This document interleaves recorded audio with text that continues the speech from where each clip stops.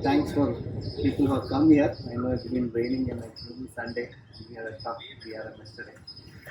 We have Raghu Reddy and Rohit Chandrashekar who have completed NorthCape4000. The first Bangalore guys. And Raghu was the first among the Indians over there. Probably ask what question you can ask him. There was 7 guys from India and 5 of them completed. And with the third batch of things. The first time we had Ganendra Sharma, and then we had Mehul Joshi completed.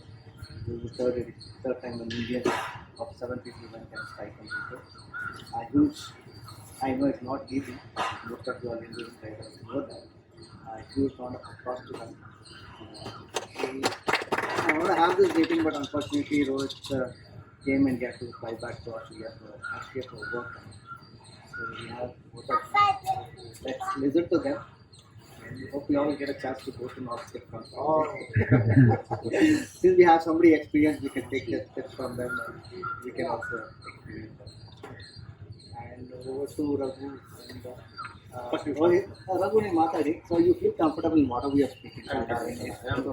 Because once it goes into that, we'll have any other thing coming up. First ನಂದು journey ಬಗ್ಗೆ ಹೇಳ್ಬಿಡ್ತೀನಿ. ನಂದು ಜರ್ನಿನೇ ಒಂಥರ mystery ಇತ್ತು ನಂದು. ಅದೇ ನಂದೊಂದು ದೊಡ್ಡ ಮಿಸ್ಟ್ರಿ. ನಾನು ಸ್ಪೈನ್ಗೆ ಹೋಗಿದ್ದೆ ಫಸ್ಟ್, ಸ್ಪೈನ್ ಮತ್ತು ಬಾರ್ಸಿಲೋನಾದಲ್ಲಿಗೆ. ಬಾರ್ಸಿಲೋನಾದಿಂದ ಮತ್ತೆ ನಾನು ಇಟಲಿಗೆ ಜರ್ನಿ ಮಾಡಬೇಕಾಯಿತು. ಫ್ಲೈಟ್ಸ್ ಬೇರೆ ಸಿಗ್ತಾ ಇರಲಿಲ್ಲ. ಬಸ್ಸಲ್ಲಿ ಜರ್ನಿ ಮಾಡಿದೆ. ಬಸ್ಸಲ್ಲಿ ಜರ್ನಿ ಮಾಡಿದಾಗ ಇದು ಒಂದು ಜಾಗದಲ್ಲಿ ಬಸ್ ಚೇಂಜ್ ಮಾಡಬೇಕಾಯ್ತು. ಆ ಬಸ್ಸು ಚೇಂಜ್ ಮಾಡುವಾಗ ಏನಾಯ್ತು ಅಂದರೆ ನಂದು ಬ್ಯಾಗ್ ಲಾಸ್ ಆಯಿತು. ಬಸ್ಸೇ ಬಿಟ್ಟೋದ ನಾನು ಮತ್ತೆ ಇನ್ನೊಂದು 4 ಜನ ಬಿಟ್ಟೆ ಹೋದೆ. No I am only cyclist. ಬೇರೆ 3 ಅವರು ಟ್ರಾವೆಲ್ ಮಾಡ್ತಾ ಇದ್ದಾರೆ. ಸರಿ, ಮತ್ತೆ ಅಲ್ಲಿಂದ ನನಗೆ ಕಾರ್ ಇಟ್ಕೊಂಡು ಇಟಲಿಗೆ ಹೋದೆ. ಬಟ್ ನನ್ನ ಟೈಮ್ ಚೆನ್ನಾಗಿತ್ತು, ಪಾಸ್ಪೋರ್ಟ್ ನನ್ನ ಹತ್ರ ಇತ್ತು. ಅದಕ್ಕೆ ಇಟಲಿಗೆ ಎಂಟ್ರಿ ಆಗೋದಕ್ಕೆ ಈಸಿ ಆಯಿತು. ದೆನ್ ಅಲ್ಲಿ ಹೋಗಿದ ತಕ್ಷಣ ರೋಹಿತ್ ಕಾಲ್ ಮಾಡಿದೆ. ರೋಹಿತ್ ಹೇಳಿದ್ರೆ ಈ ಥರ ಆಗಿದೆ ಅಂತ. ಬಟ್ ರೋಹಿತ್ ಒಂದು ಸಜೆಷನ್ ಕೊಟ್ಟ, ಅದನ್ನು ಬಸ್ ಟ್ರ್ಯಾಕ್ ಮಾಡು, ಬಿಡಬೇಡ, ಅದನ್ನು ಹಂಗೆ ಇದು ಮಾಡು ಅಂತ ಹೇಳಿ. ಓಕೆ, ದೆನ್ ನಾನು ಟ್ರ್ಯಾಕ್ ಮಾಡೋದು ಶುರು ಮಾಡಿದೆ. ಬಸ್ ಎಲ್ಲಿ ಎಂಡ್ ಆಯ್ತು ಅಂತ ಹೋದೆ. ಅಲ್ಲಿಂದ ಟ್ರೈನ್ ಇಟ್ಕೊಂಡು ಎಂಡ್ ಪ್ಲೇಸ್ಗೆ ಹೋದೆ. ಅಲ್ಲಿ ಹೋದ್ರೆ ನನಗೆ ಬಸ್ಸು ಅಲ್ಲಿ ಇರಲಿಲ್ಲ. ಅವನು ಡಿಪೋಗೆ ಹೋಗಿದೆ ಅನ್ಕೊಂಡು, ಬಟ್ ಯಾರೂ ಹೇಳ್ತಾ ಇಲ್ಲ ಎಲ್ಲಿದೆ ಅಂತ. ಅಲ್ಲಿ ಯಾರನ್ನೇ ಕೇಳಿ ಬಸ್ ಇದು ಕೇಳಿದ್ರೆ, ಕಾಲ್ ಮಾಡಿ ಕೇಳಿದ್ರೆ ಲಾಸ್ಟ್ ಆನ್ ಫೋನ್ಗೆ ಹಾಕಿ ಅಂತಾರೆ. ಲಾಸ್ಟ್ ಆನ್ ಫೋನ್ಗೆ ಹಾಕಿದ್ರೆ 7 to 15 ಡೇಸಲ್ಲಿ ಸಿಗ್ಬೋದು ಅಂತ ಹೇಳ್ತಾರೆ. ಅದು ಗ್ಯಾರಂಟಿ ಇಲ್ಲ. ಅದು ಮತ್ತೆ ಏನಂತ ಆಮೇಲೆ ಅಲ್ಲಿ ಒಂದು 2 ಬಸ್ ವಿಚಾರಿಸಿದೆ. ಅಲ್ಲಿ ಬರ್ತಾ ಇದ್ದು ಅದೇ ಫ್ಲಿಪ್ ಬಸ್, ಫ್ಲಿಕ್ಸ್ ಬಸ್. ಅದು ಅವ್ರು ವಿಚಾರಿಸಿದಾಗ ಅವ್ರೇನು ಹೇಳಿದ್ರು ಅಂದರೆ ನನಗೆ, ಅದು ಬಸ್ಸಲ್ಲೇ ಇರುತ್ತೆ, ಅದು ಇಲ್ಲೆಲ್ಲೂ ಅದನ್ನು ಇದು ಮಾಡೋಣ ಅಂತ. ದೆನ್ ಅವತ್ತೆಲ್ಲ ಒಂದಿನ ಎಲ್ಲ ಅಲ್ಲೇ ಬಸ್ ಸ್ಟೇಷನ್ ಅಲ್ಲೇ ಇದ್ದೆ. ಮತ್ತು ಈವ್ನಿಂಗ್ ಅದೇ ಬಸ್ ಬಂತು. ಕೇಳಿದೆ, ಅವನು ಆಗಲೂ ಇಲ್ಲ ಅಂತ ಇದ್ದ. ನಾನು ಏನೇ ಆಗಲಿ ಒಂದ್ಸಲ ನಾನು ತೋರಿಸ್ಬಿಡು, ಇಲ್ಲಾಂದ್ರೆ ನಾನು ಅಲ್ಲಿ ಹೋಗ್ಬೇಕು. ನಾನು ನೋಡಿದ್ರೆ ಅಲ್ಲೇ ಇತ್ತು, ಸಿಕ್ತು. ಇದು ದೊಡ್ಡ ನನಗೆ ನಿಶ್ಚಿತ ಆಗಿತ್ತಲ್ಲ. ಥ್ಯಾಂಕ್ಸ್ ರೋಹಿತ್, ಅದೇ ಸಹಾಯ ಮಾಡಿದ್ದಕ್ಕೆ ಅದೊಂದು ಅಡ್ವೆಂಚರ್ ಬಿಫೋರ್ ಅದಕ್ಕೂ ಪ್ಲಾನ್ ಮಾಡಿದೆ. ಒಂದು ಸೈಕಲ್ ತಗೊಳೋದಕ್ಕೆ ಏನು ಬೇಕು, ಜರ್ಸಿ ಬೇಕು, ಮತ್ತೆ ಶೂಸ್ ಬೇಕು. So your cycle and all the accessories are in. ಬಸ್ಸಲ್ಲಿ ಅಲ್ಲ, ಪಾಸ್ಪೋರ್ಟ್ ಕೈಯಲ್ಲಿತ್ತು ಅಷ್ಟೇ. ಬಟ್ ಐ ಪ್ಲಾನ್ ನಾನು, ಯಾಕಂದರೆ ಐ ಆಲ್ರೆಡಿ ಡಿಸೈಡ್ ಆಗಿದೆ. ಸೈಕಲ್ ನೋಡಿದೆ, ಬ್ಯಾಗ್ ನೋಡಿದೆ, ಅದ್ರ ಬ್ಯಾಗು ಸೈಕಲ್ ಬ್ಯಾಗ್ ಒಂದು ನೋಡಿದೆ, 2 ಜರ್ಸಿ ತೊಗೊಳೋದಕ್ಕೆ ಪ್ಲ್ಯಾನ್ ಮಾಡಿದೆ. ಮತ್ತು ಏನು ಬೇಕು ಅದಕ್ಕೆಲ್ಲ ಅಷ್ಟು ಆಕ್ಸೆಸರೀಸ್ ಎಷ್ಟು ಬೇಕು, ಮತ್ತು ಅದಕ್ಕೆಲ್ಲನೂ ಪ್ಲ್ಯಾನ್ ಮಾಡಿಕೊಂಡು ಐ ಥಿಂಕ್ ಓಕೆ, ಅದಿಲ್ಲ ಅಂದರೂ ಇದು ಮಾಡಲೇಬೇಕು. ಬಂದಿದ್ದೀನಿ, ಮುಗಿಸ್ಬೇಕು ಅಷ್ಟೇ, ಡಿಸೈಡೆಡ್. ದೆನ್ ನಾನು ಹ್ಯಾಪಿ, ಬೈ ಚಾನ್ಸ್ ನನಗೆ ಸಿಕ್ತು, ನನಗೆ ಐ ಆಮ್ ಹ್ಯಾಪಿ. ಮತ್ತು ರೋಹಿತ್ಗೆ ಕಾಲ್ ಮಾಡಿ ಹೇಳಿದೆ, ಸಿಕ್ಕಿದೆಯಪ್ಪ, ಬರ್ತಾ ಇದ್ದೀವಿ. ಮತ್ತು ನಾವಿಬ್ಬರು ಮೀಟ್ ಆದ್ವಿ. ಸ್ಟಾರ್ಟಿಂಗ್ ಪಾಯಿಂಟಲ್ಲೆಲ್ಲ ಸೇರಿದ್ವಿ, ನಾವು ಇಂಡಿಯನ್ಸ್ ಎಲ್ಲ ಒಂದು ಜಾಗದಲ್ಲಿ ಸೇರಿದ್ವಿ. ದೆನ್ 3 ಡೇಸ್ ಅಲ್ಲಿ ನಾವು ಇದು ಮಾಡಿದ್ವಿ, ವಾರ್ಮಪ್ ಮಾಡ್ತೀವಿ. ದೆನ್ ಸ್ಟಾರ್ಟ್ ಮಾಡಿದಾಗ ಏನಾಯ್ತು ಅಂದರೆ, ಅಲ್ಲಿ ನೆಕ್ಸ್ಟ್ ಡೇ ಬಿಸಿಲು ಅಂತ ಹೇಳಿದ್ರು. ಬಟ್ ನಮ್ಗೆ ಬಿಸಿಲೇ ಸಿಕ್ಕಿಲ್ಲ. ವಿಂಡ್ ಸಿಕ್ತು, ಮತ್ತು ಮಳೆ. ಇಟಲಿಯಲ್ಲಿ ಸ್ಟಾರ್ಟ್ ಮಾಡಿದ್ವಿ. ದೆನ್ ನಾನು ರೋಹಿತ್ ಇಬ್ಬರು ಜೊತೆಲೇ ಸ್ಟಾರ್ಟ್ ಮಾಡಿದೆ. ಬಟ್ ರೋಹಿತ್ ಸ್ವಲ್ಪ ಮುಂದೆ ಇದೆ. ನಾನು ಆ್ಯಕ್ಚುಲಿ 3 ಡೇಸ್ ನಾನು ಮೊದಲೇ ಸ್ಲೋ ರೈಡ್ ಮಾಡ್ತೀನಿ. ಅಂದರೆ ಫಾಸ್ಟ್ ಮಾಡೋಕ್ಕೋಗಲ್ಲ. ಮಸಲ್ಸ್ ಎಲ್ಲ ಆ ಥರ ಇದಾಗುತ್ತೆ ಅಂತೆಲ್ಲ ನಾನು ಚೆಕ್ ಮಾಡ್ಕೊಬೇಕಾಯ್ತು. ಸೊ ಅದೇ ಥರ ಮಾಡ್ತಿದ್ದೆ. ಬಟ್ ನಾನು ಮನೇಲಿ ಸಿಕ್ಕೊಂಡೆ ರೋಹಿತ್ ಮುಂದೆ ಹೋಗಿದ್ರು. ದೆನ್ ನನಗೂ ರೋಹಿತ್ಗೆ ಸ್ವಲ್ಪ ಜಾಸ್ತಿ ಡಿಸ್ಟೆನ್ಸ್ ಇದಾಗ್ತಾನೆ ಇತ್ತು. ದೆನ್ ಐ ಡಿಸೈಡೆಡ್, ರೂಮ್ ನೀವು ಮಾಡ್ಕೊಳ್ಳಿ, ನಾನು ಆದರೆ ಸಿಕ್ಕಿದ್ರೆ ಅಲ್ಲಿ ಬಂದರೆ ನಾನು ಜಾಯ್ನ್ ಆಗ್ತೀನಿ, ಇಲ್ಲಾಂದರೆ I will continue my ride ಅಂತ. ದೆನ್ ನಂದು ಪ್ಲ್ಯಾನ್ ಚೇಂಜ್ ಮಾಡ್ಕೊಬೇಕಾಯ್ತು, ಯಾಕಂದರೆ ನಂದು ವೇರಿಯೇಷನ್ ಆಗ್ತಾನೆ ಇತ್ತು. ಒನ್ಸ್ ವೇರಿಯೇಷನ್ ಆಗಿದ ತಕ್ಷಣ ನಾನು ಡಿಸೈಡ್ ಆದೆ ಪ್ಲ್ಯಾನ್ ಎಲ್ಲ ಹೋಗೋಣ ಅಂತ. ನನ್ನ ಪ್ಲ್ಯಾನೇ ಬಂದು 300 ಎಬೋ ಕಿಲೋಮೀಟರ್ಸ್ ಮಾಡಬೇಕಂತ ಪ್ಲ್ಯಾನ್ ಇತ್ತು. ಆಸ್ ಪರ್ ಅದ್ರ ಪ್ರಕಾರನೇ ನಾನು ಪ್ಲ್ಯಾನ್ ಮಾಡಿಕೊಂಡೆ. ದೆನ್ ಇಟಲಿ, ಇದು ಆಸ್ಟ್ರಿಯಾ ಒನ್ ಡೇ ಎಲ್ಲ ಮುಗಿಸ್ಕೊಂಡೆ. ಐ ಮೀನ್ ಜರ್ಮನಿ ಎಂಟ್ರಿ ಆದೆ. ಅವತ್ತು ಜರ್ಮನಿ ಎಂಟ್ರಿ ಆದಾಗ ಸಂಡೇ ಸಿಕ್ಕಿತ್ತು ನಾನು. ಐ ಮೀನ್ ನನಗೆ ರೋಹಿತ್ ಫಸ್ಟ್ ಹೇಳಿದ್ರು ಫುಡ್ ತಗೊಳ್ಳಿ ಅಂತ. ನಾನು ಸ್ವಲ್ಪ ಲೇಜಿ ಆದ ಅದರಲ್ಲಿ. ಅಲ್ಲಿ ಒಂದು ಹತ್ರ ಮಿಸ್ ಮಾಡಿದ್ದಕ್ಕೆ ಫುಡ್ಡು 150 ಕಿಲೋಮೀಟರ್ಸ್ ನನಗೆ ಫುಡ್ಡೇ ಸಿಕ್ಕಿಲ್ಲ. I shocked. ಫುಡ್ ಇಲ್ಲ, ನೀರಿಲ್ಲ. ಇವನ್ ಅಲ್ಲಿ ಅದೇನೋ ಆ ಎಂಟೈರ್ ರೂಟಲ್ಲಿ ಅವತ್ತು ಮೇ ಬಿ ಯಾವುದೋ ಒಂದು ಫಂಕ್ಷನ್ ಏನೋ ನಡೀತಾ ಇತ್ತು. ಎಂಟೈರ್ ರೂಟಲ್ಲಿ ಯಾರು ಮನೇಲಿಲ್ಲ, ಎಲ್ಲ ಅಲ್ಲಿ ಬಂದ್ಬಿಟ್ಟಿದ್ದಾರೆ. ದೆನ್ ಏನು ಮಾಡೋದು, ಅಲ್ಲಿ ಕೆಲವು ಹೋಟೆಲ್ಸ್ ಹೋದ್ರು ಫುಡ್ ಇಲ್ಲ, ಬಟ್ ನೀರು ಸಿಗ್ತಾಯಿತ್ತು. ಓಕೆ, ನೀರಲ್ಲೇ ಮ್ಯಾನೇಜ್ ಮಾಡಿಕೊಂಡು ಹೋಗ್ತಾ ಇದ್ವಿ. Then that's good. ಅದು ನನಗೆ ಒಳ್ಳೆದಾಯ್ತು. ಆಮೇಲೆ 2 days ರಿಕವರಿಗೆ ಆಯ್ತು ನನಗೆ. ಅದು ರಿಕವರಿಗೋಸ್ಕರನೇ ನನಗೆ 2 days ತೊಗೊಂಡೆ ನಾನು. ಫುಡ್ ಇಲ್ದಿರ 1 day ಇದ್ದಿದ್ದಕ್ಕೋಸ್ಕರ. ಐ ಮೀನ್ ಆ ರಿಕವರಿನೇ ನಂದು ಲಾಂಗ್ ಪ್ರೊಸೆಸ್ ಆಯ್ತದೆ. 2 days ಆಗ ಜರ್ಮನಿಯಿಂದ ನಾನು ಮತ್ತೆ ಸ್ವೀಡನ್ಗೆ ಫೆರಿ ಇತ್ತು. ಅವತ್ತು ನನಗೆ ಹೋಯ್ತು, ನನ್ನ ಮೊದಲೇ ಹೋಗಿ ಸೇರಿದ್ರು ಫೆರಿಗೆ. ನಾನು ಅವತ್ತು ಪ್ಲ್ಯಾನ್ ಮಾಡ್ಕೊಂಡು ಕರೆಕ್ಟಾಗಿ ಮಾರ್ನಿಂಗ್ ಸೇರಿದೆ ಫೆರಿಗೆ. ಅಲ್ಲಿಂದ ಮತ್ತೆ ಫೆರಿಯಲ್ಲಿ ಸ್ವೀಡನ್ ಹೋದ್ವಿ. ಸ್ವೀಡನ್ಗೆ ಹೋದಾಗ ರೋಹಿತ್ ಅಲ್ಲಿ ಆ್ಯಕ್ಚುಲಿ ನನ್ನ ಕಸಿನ್ ಫ್ರೆಂಡ್ ಒಬ್ಬರು ಇದೆ, ಅಲ್ಲಿ ಅವ್ರ ಮನೆಗೆ ಹೋಗ್ಲೇಬೇಕಾಯ್ತು. ಸರ್ ಅಲ್ಲಿ ಮನೆಗೆ ಹೋಗಿ ಅಲ್ಲಿ ಇಂಡಿಯನ್ ಫುಡ್ ಸಿಕ್ತು. ಆರಾಮಾಗಿ ಇಂಡಿಯನ್ ಫುಡ್ ತಗೊಂಡು ಮತ್ತೆ ಅಲ್ಲಿ ಜಾಸ್ತಿ ಟೈಮ್ ವೇಸ್ಟ್ ಆಯ್ತು ನನಗೆ. ಅಲ್ಲಿ ಅವ್ರ ಮನೆಯವ್ರು ಬಿಟ್ಟಿಲ್ಲ. ಸರಿ, ಆಗ ಹೋಯ್ತು, ಜಾಸ್ತಿ ಮುಂದೆ ಮೂವ್ ಆಗಿದ್ರು. ಸರಿ, ಆಮೇಲೆ ಅಲ್ಲಿ ನಾನು ಸ್ಟಾರ್ಟ್ ಮಾಡಿದ್ದು ಮೇ ಬಿ 11-12 o'clock ಮೇಲೆ ಸ್ಟಾರ್ಟ್ ಮಾಡಿದೆ. ಅಲ್ಲಿಂದ ಮತ್ತೆ ನೆಕ್ಸ್ಟು ಫೆರಿ ಇತ್ತು, ಫೆರಿ ಮತ್ತೆ ಕ್ಯಾಚ್ ಮಾಡ್ಬೇಕಾಗುತ್ತೆ. ಅದಕ್ಕೆ ನಾನು ಈವ್ನಿಂಗ್ಗೆ ಕ್ಯಾಚ್ ಮಾಡ್ತಾರೆ ಪ್ಲಾನ್ ಇತ್ತು. ಅದು ಟೋಟಲಿ 734 ಕಿಲೋಮೀಟರ್ಸ್ ಸ್ವೀಡನಲ್ಲಿ ಇದ್ದಿದ್ದು. ಆಲ್ರೆಡಿ ನಾನು 30 ಕಿಲೋಮೀಟರ್ಸ್ ರೀಚ್ ಆಗಿದೆ. ಇನ್ನು 700 ಕಿಲೋಮೀಟರ್ಸ್ ಇತ್ತು. 700 ಕಿಲೋಮೀಟರ್ಸು ನಾನು ಡೇ, ನೈಟ್ ಮತ್ತೆ ನೈಟ್ಗೆ ಫೆರಿ ಇರುತ್ತೆ. ಐ ಮೀನ್ ಅವತ್ತು ಫೆರಿ ಫುಲ್ ಬ್ಲಾಕ್ ಆಗಿತ್ತು. ಫೆರಿನೇ ಇರಲಿಲ್ಲ, ಎಲ್ಲ ಜಾಸ್ತಿ ಫುಲ್ ಬ್ಲಾಕ್ ಮಾಡಿದ್ರು ಎಲ್ಲರೂ. ದೆನ್ ನಾನು ಇಲ್ಲಿ ನೋಡೋಣ, ಚಾನ್ಸ್ ತೊಗೊಳೋಣ ಅಂತ ಹೋದೆ. ಅಲ್ಲಿ ಒಂದೇ ಒಂದಿದೆ ಅಂತ ಹೇಳಿದ್ರು 2 by 2 ಅದು ಅಕಾಮಿಡೇಷನ್ ಇದೆ. ಅದು ಅರೌಂಡ್ 350 euros ಹೇಳ್ತಾರೆ. ಜಾಸ್ತಿ ಆಯ್ತಲ್ಲ ಅಂತ ಹೇಳ್ಬಿಟ್ಟು ನಾನು ಬೇಡ ಅಂತ ಹೇಳಿದೆ. Then sir, you can wait for 10 minutes, I will arrange for you. Someone will be cancel, will check. Okay, I will wait for you. Then suddenly someone has cancelled 108 euros ಹೇಳ್ತಾರೆ. Then I book that ferry. I take it because that's a 11 hours journey, that ferry. Then I planned for sleepovers ಅದು ಚೆನ್ನಾಗಿರುತ್ತೆ ಅಂತ ನಾನು plan ಮಾಡಿಕೊಂಡು ಅದನ್ನು ತೊಗೊಂಡೆ. Then ಅದರಲ್ಲಿ 11 hours ಆರಾಮಾಗಿ ನಿದ್ದೆ ಮಾಡಿದೆ. ಅದಾದಮೇಲೆ ಫಿನ್ಲ್ಯಾಂಡ್ ಎಂಟ್ರಿ ಇದೆ. ನಂದು ಫಿನ್ಲ್ಯಾಂಡಲ್ಲಿ ಪ್ಲ್ಯಾನ್ ಇತ್ತು ಆ್ಯಕ್ಚುಲಿ 1100 kilometers ಫ್ಲಾಟ್ ಸೆಕ್ಷನ್ ಅಂತ. ಬಟ್ ನನಗೆ ಅದು ಅನಿಸಿಲ್ಲ. ಅದು ಫ್ಲಾಟ್ ಸೆಕ್ಷನ್ ಅಂತಾರೆ, ಅದು ಗ್ರೇಡೆಡ್ ಇದ್ದಿದ್ದು 4000 ಅಷ್ಟೇ ಐಟರ್ ಇರುತ್ತೆ. ಬಟ್ ಆ ಗ್ರೇಡೆಡ್ ಹೆಂಗಿತ್ತು ಗೊತ್ತಾ, 1% ಇದೆ. ಓಕೆ, ಹೆಂಗಿದೆ ಅಂದರೆ ಇಟ್ಸ್ ನಾಟ್ ಎ ಫ್ಲಾಟ್. ನಾವು ಅನ್ಕೊಂತೀವಿ ಅಷ್ಟೇ ಅದು ಫ್ಲಾಟ್ ಅಂತ. It's not A flat. ಮತ್ತು ನೀವು ಎಷ್ಟೇ ಪೆಡಲ್ ಮಾಡಿ ಅಲ್ಲಿ ಪೆಡ್ಲಿಂಗ್ ಆಗ್ತಾನೆ ಇದೆ. ನಂದು ಪವರ್ಸ್ ಆಗ್ತಾ ಇದ್ದೀನಿ. It's not reach 30 kilometers reach ಆಗ್ತಾನೆ ಇಲ್ಲ. ಗೊತ್ತಾಗ್ತಾ ಇದೆ ನನಗೆ ಯಾಕೆ ಅದೇ ನಾನು ಇಂಡಿಯಾದಲ್ಲಿ ಅಷ್ಟು ಪವರ್ ಹಾಕಿದ್ರೆ it's goes 35 to 40 kilometers speed also. But ಅಲ್ಲಿ ಆಗ್ತಾಯಿಲ್ಲ. ನನ್ನ ಪ್ಲ್ಯಾನ್ ಇದ್ದಿದ್ದು ಅದನ್ನು 2 days ಮುಗಿಸೋಣ ಅಂತ ಪ್ಲ್ಯಾನ್ ಮಾಡಿದ್ದೆ. ಬಟ್ ಆಗಿಲ್ಲ. 3.5 days ತಗೋತಾರೆ. ಆಗ ಗೊತ್ತಾಯಿತು it's not A flat sections. ನಾವು ಮತ್ತು ರೋಡ್ಸ್ ನಮ್ಮ ಥರ ಸ್ಮೂತ್ ರೋಡ್ಸ್ ಇಲ್ಲ. Indian roads are good. ಅಲ್ಲಿಗೆ ಕಂಪೇರ್ ಮಾಡಿದ್ರೆ Indian roads so good. But ನಮ್ಮಲ್ಲಿ ಏನಾದರೂ ಪಾಟ್ ಹೋಲ್ಸ್ ಇರುತ್ತೆ ಅಷ್ಟೇ. ಅಲ್ಲಿ ಪಾಟ್ ಹೋಲ್ ಅಂತ ಕಮ್ಮಿ ಸಿಗಲ್ಲ. ಅದೇ ಸಮ್ ಮಡ್ ರೋಡ್ಸಲ್ಲಿ ಮಾತ್ರ ಪಾಟ್ ಹೋಲ್ಸ್ ನೋಡಿದೆ ನಾನು. ಅಷ್ಟು ಬಿಟ್ಟರೆ ಬೇರೆ ಎಲ್ಲೂ ಆ ಥರ ಪಾಟ್ ಹೋಲ್ಸ್ ನಿಮಗೆ ಕಾಣಿಸಿಲ್ಲ. But Finland is also good. ಅದಾದಮೇಲೆ ನಾರ್ವೆ ಎಂಟ್ರಿ ಅದು. ನಾರ್ವೆ ಸ್ವಲ್ಪ ಎಲ್ಲ ಡೌನ್ ಹಿಲ್ಸೇ ಸಿಗ್ತದೆ ಅದು. ನಾರ್ವೆಯಲ್ಲಿ ಈಸಿಲಿ ಮೂವ್ ಆದ್ವಿ. ಬಟ್ ನಾರ್ವೆ ಎಂಡಲ್ಲಿ ಗೊತ್ತಾಯಿತು ದಿಸ್ ಇಸ್ ದ ಇಲ್ಲಿ ನಮಗೆ ಇಷ್ಟು ದಿನ ಮಾಡಿದಂಥ ಇಂಟ್ರೊಡಕ್ಷನ್ ಥರನೇ ಹೋಗ್ತಾಯಿತ್ತು. ಕ್ಲೈಮ್ಯಾಕ್ಸ್ ಬಂದ್ವಿ, ಗೊತ್ತಾಯಿತು ಕ್ಲೈಮ್ಯಾಕ್ಸ್ ಹೆಂಗಿರುತ್ತೆ ಅಂತ. ಇಟ್ಸ್ ಹಾರಿಬಲ್ ಅಂದರೆ ನಾರ್ತ್ಕೇಪ್ ಏನಂತ ಅಲ್ಲೇ ನೋಡಿದ್ವಿ. Last 150 kilometers is horrible. Actual North Cape ಅಂದರೆ ಅಲ್ಲೇ ನಮ್ಮ ಕಣ್ಣಿಗೆ ಇಸ್ ಹೈ ಹೆಡ್ ವಿಂಡ್ಸ್, ಮತ್ತು ಮಳೆ ಬೀಳ್ತಾ ಇರುತ್ತೆ. ಯಾವ ಟೈಮಲ್ಲಿ ಮಳೆ ಬರ್ತಾ ಗೊತ್ತಾಗಲ್ಲ ನಿಮಗೆ.